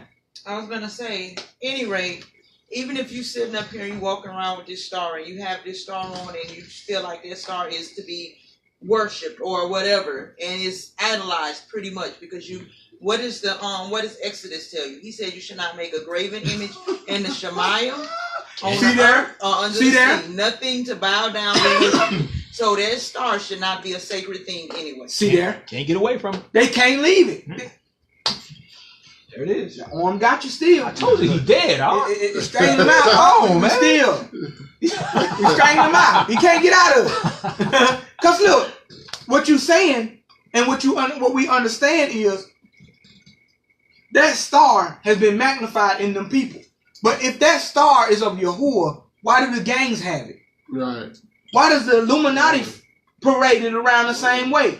Why is it in our music videos degrading our women and teaching our children to be gay and sell crack and sell coke? Why is those stars there if that star is of righteousness? Same with the cross. Same with the cross. Same with the cross. What's up with that?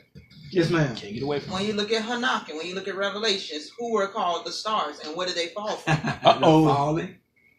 So, and that's the star of the demon Kaun or the star of Rimfan that we see in the book. It's simple like that. We're not going to go back and forth arguing what the word already said. That star can be traced. Look up Rothschild if you do not believe me. Rothschild is German for red shield. Meyer Rothschild changed his name to that. And he's the one who said in Americas, I care not who make the laws, just let me own the banks. I actually passed by. He said that. Actually, I can't remember what state I was in, but driving around up north, I actually passed by. I guess the city was called Rothschild. Now watch this. It's on the highway. It's on the interstate. I'm going to watch that up. In Israel, you can look it up. They have a Rothschild Boulevard. Wow. Now, if he's a German, why do you have a Rothschild Boulevard in Israel? Something's wrong. You got to piece together these pieces by researching. We just giving you the truth. It takes the Ruach to lead you to full truth if you submit to him and be obedient. Here we go. They seen the stars in the east and went before them till they came, and it stood over the child where the young child was. When they saw the star, they rejoiced with exceeding great joy. And when they were come into the house, they saw the young child. Now watch this, stop right there. People teach that the Magi was at the manger or at the barn where the Messiah was born. No, that was for the shepherds. He let the lowly see him first before he kept going up the ranks.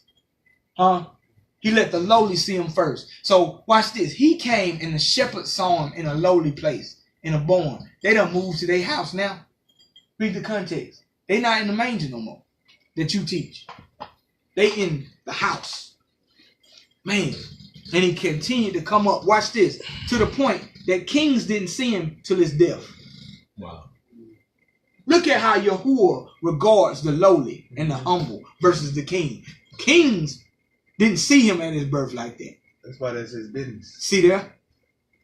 That's why when they asked him, they said, Herod looks for you. He said, man, you go tell that fox. He hit him just like that. You go tell that fox. The blind see. the lame walk. He had an attitude like that with him. This Yahusha. All right. That's just a little nugget. Uh-oh. And when they came to the house, they saw the young child with Miriam, his mother, fell down and worshiped him. Now, let me tell you something. If he is not the Mashiach or Yahuwah, why would Yahuwah allow worship to this child? Right. Why would this child be worshipped? And when they had opened their treasures, they presented unto him gifts, gold and frankincense and myrrh. And being warned of Elohim in a dream, same thing that happened to Yahusha, that they should not return to Herod, they departed and went their own country another way. How did they get warned? The Ruach. Now, I'm sorry. Go ahead, man. We're about to close this out. Can we just be clear? Were they Yasharah? No. So they were what? No. They were Magi from Babylon. That Yahuwah received, right? Right. He brought them to the truth, and the Ruach even spoke to them to protect them. Not to go back to Herod. He speaks to who he will. And he says, if the son of the foreigner does it not say it, Yeshayahu 56, who keeps my commandments and guard my Shabbat and loves my name, I give them an inheritance. That's why we got Mount Zion. And that's why a lot of people may not understand. A lot of people may be turned off, and a lot of people may have an issue and attitude with how blunt and outright we are with hate brews, because see, this is not a black thing. It's not. If you're not about truth, it don't matter what color you are, what race you are, what heritage you are, what bloodline you are. If you ain't about truth, you're not about Yahuwah, and you're not going to be about anybody that's with Yahuwah. Right. Either we're with him or with somebody else. Let's just be clear. Nimrod was black, but he persecuted the believers. Let's go. Nimrod was a black man. So even when the Catholic Church said they don't want to have nothing to do with a black Messiah, you got your whole teaching from a black man. Nimrod was black, but he was wicked. Wickedness started with us. Right. Wickedness started with us. Adam was a black man. The first disobedient man was black. Thank you. We got to just keep 100, man. We cannot keep teaching hatred, because other nations got to hear this. It says, teach all nations to obey my commandments. If he did not say that, it would not be written in there. And if he did not say it, it wouldn't be found in Yeshayahu 56 that you should go for the son of the foreigner. Abraham opened his doors to strangers. Yes, he did. It's in the book. So, when they departed, behold, the angel of Yahuwah appeared unto Yahusha. So the angel came to them first in a dream, told them to go another way.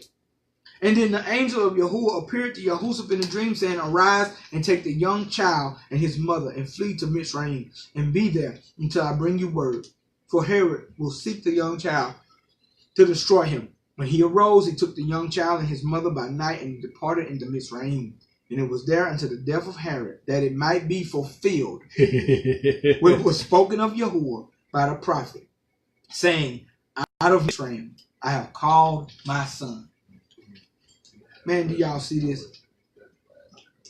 Do y'all understand this? Just like he called us out of Mitzrayim. Now let me finish reading, and y'all will see what I'm talking about, and we're gonna close this out. Then Herod, when he saw that he was mocked of the Magi, were exceedingly wroth, and sent forth and slew all the children that were in Bethlehem, and those coasts thereof 2 years old and under. It's the same happening that happened in Mitzrayim when Masha was Masha, a symbol of the Mashiach, called by Yahweh himself, called by the Mashiach. Same thing happened. According to the time which he had diligently inquired of the Magi, which was fulfilled, which was spoken by Yahweh the prophet, saying, in Ramah there was heard a voice, lamentation and weeping, and great mourning, Rachel weeping for her children, and would not be comforted, because they are not. The Ruach had showed Yahweh this before it even happened in this time. Y'all understand? Why is Rachel weeping for her children? Those are her children. Those are her kids being killed in Bethlehem. It even says it in there. Huh? Man, this is powerful stuff. And here we go. Behold, Herod was dead. Behold, the angel of Yahweh appeared in a dream to Yahusha in Mitzrayim, saying, arise and take the young child and his mother, and go into the land of Yasharal, for they are dead. Which sought the young child's life. And he arose and took the young child and his mother and came to the land of Yasharal.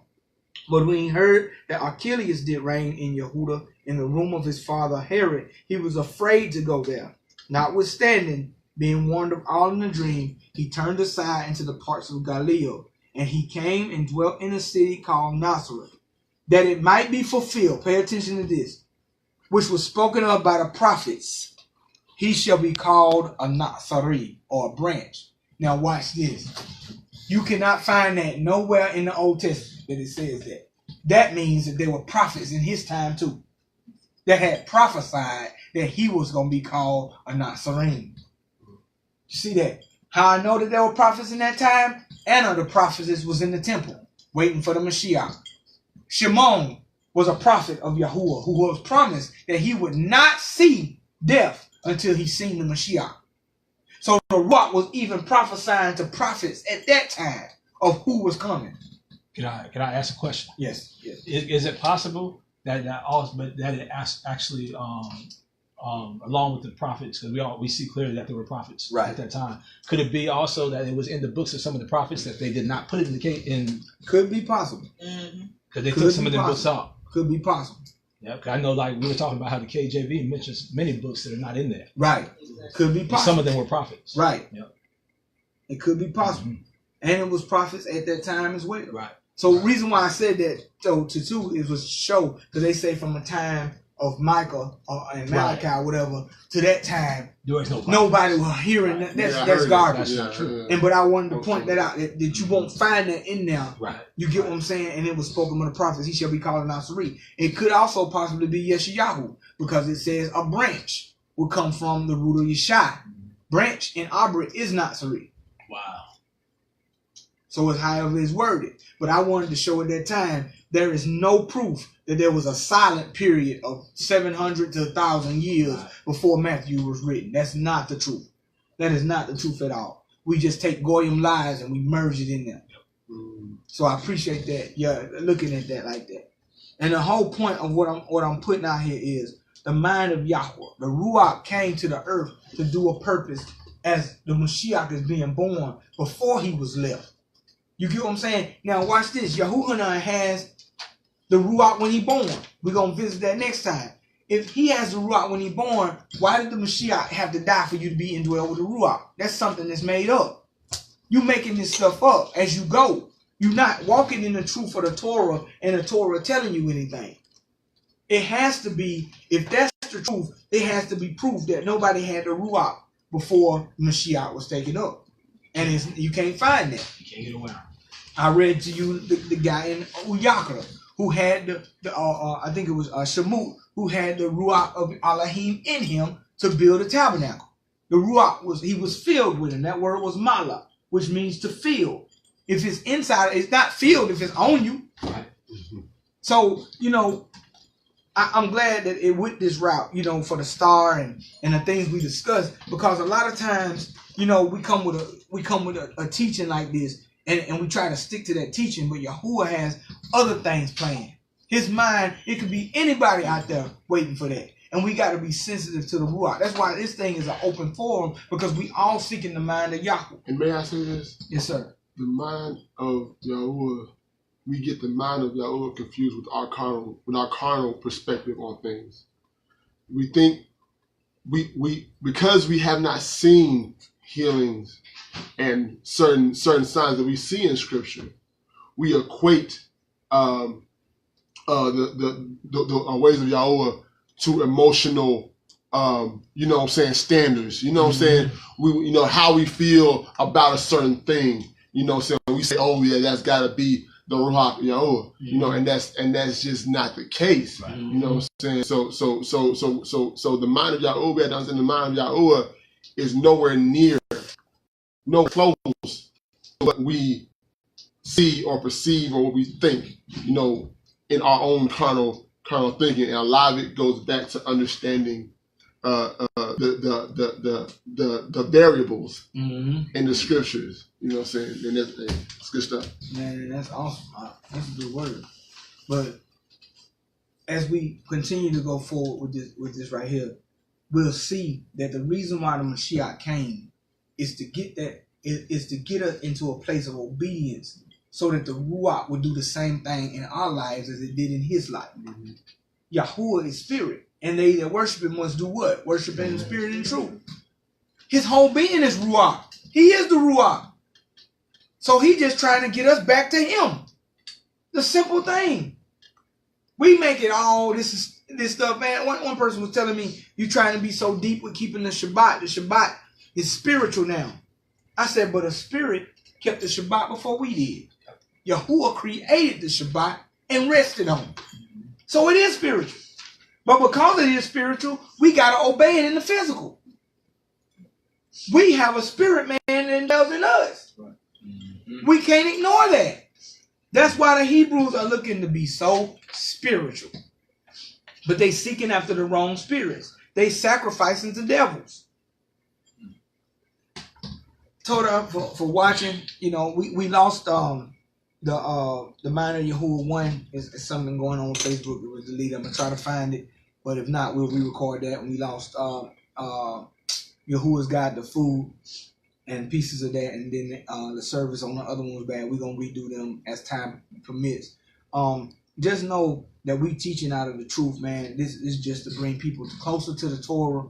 We don't have an agenda from this. We just want people to come in the truth with us and walk as brothers and sisters in the belief with us. Because we know he coming. Mm-hmm. It's going to be that very Ruach that's going to bring us to him in that appearing and prepare us to reign on this earth. So if you don't have a Ruach, Yahuwah, you have no hope. You have no hope of escaping. No. And so you can be Torah only all you want, but the Ruach continues to lead to the Mashiach. It does no good just to be Torah only, because without the spirit, the law is worthless. Because it's the spirit of Yahuwah that leads you to obedience. Because if you're just doing it just because you have to do something, you have missed the whole essence anyway. Mm-hmm. He says, delight yourself in me. Your prayers out? Mm-hmm. Yeah. Barak Yahuwah, for the teaching, Father. We thank you. We thank you for your word that has come forth, and that we allow that it has brought freedom to the deceived. We pray that your word and your truth has brought freedom to those who have attached themselves to the deception that has infiltrated this Hebrew walk, Father. And we pray, we allow that growth and understanding abound in our community, Father, as well as those who may not know you like we do. Father, we pray that you strengthen their thinking and let them see what it is that you have shown us concerning your truth, concerning the variables that most have not even considered. Father, we pray that you just continue to keep us, continue to keep a hedge of protection around us as we get home, and we just thank you for it. We torah you for it. In the name of our names, Jehovah Yahshay, we pray. Amen. Like I said, we're going to just keep moving forward on this and just keep teaching the truth as the Ruach leads. And we're going back to the simple teaching like we did, can we eat all things and things? Because I think it's a lot of believers that get left behind, because as we get deeper in the Torah and more understanding, as new people come into the truth, they need to know these things on what to eat, what to wear, things like that. Just the basics. Teachings that we already done went over. We're going to revisit them as Yahuwah wills, and just try to get all the brotherhood on one page in the court. The discussion with the Shabbat is still, on the table. We got that. We can revisit that, and if anybody got questions on that stuff, we follow what the book says. We don't have our own doctrine, no elder doctrine or nothing like that. We follow what the book is clear on. So, and before anything else, look at the Abrit tongue. You cannot trust a man's translation. Even in this, you have to go and look in the Abrit, and that's what I do. When I put this stuff together, I go see what the Abrit is actually saying. Is it saying what is being presented there? Like if you have me on Facebook, I shared the era of the badger being in the temple. There's no such thing as a badger being in the temple. It's in I know it's in the Uyakra, and it's in Bamidbar that the Ark of the Covenant had a badger skin over, and that's false. It was an antelope, Tahash's antelope. It's not badger. We have to look at that, because those type of errors is the reason why people say the book is false. But the book is not false. The book is true. It's just the translation. Man is false. Man's false. Let the word of Yah be true and every man what? A lie. A lie. Every man a lie. If you aren't following by that Ruach, you are a liar. So, Torah for y'all watching. We love you. Ahaba Shalom. Nuach Tov Al-Zah Shabayum. That means rest well on the 7th day. And this from Watchman Yahshay Ben Yahshay and the Watchman Yahuwah. Ahaba Shalom.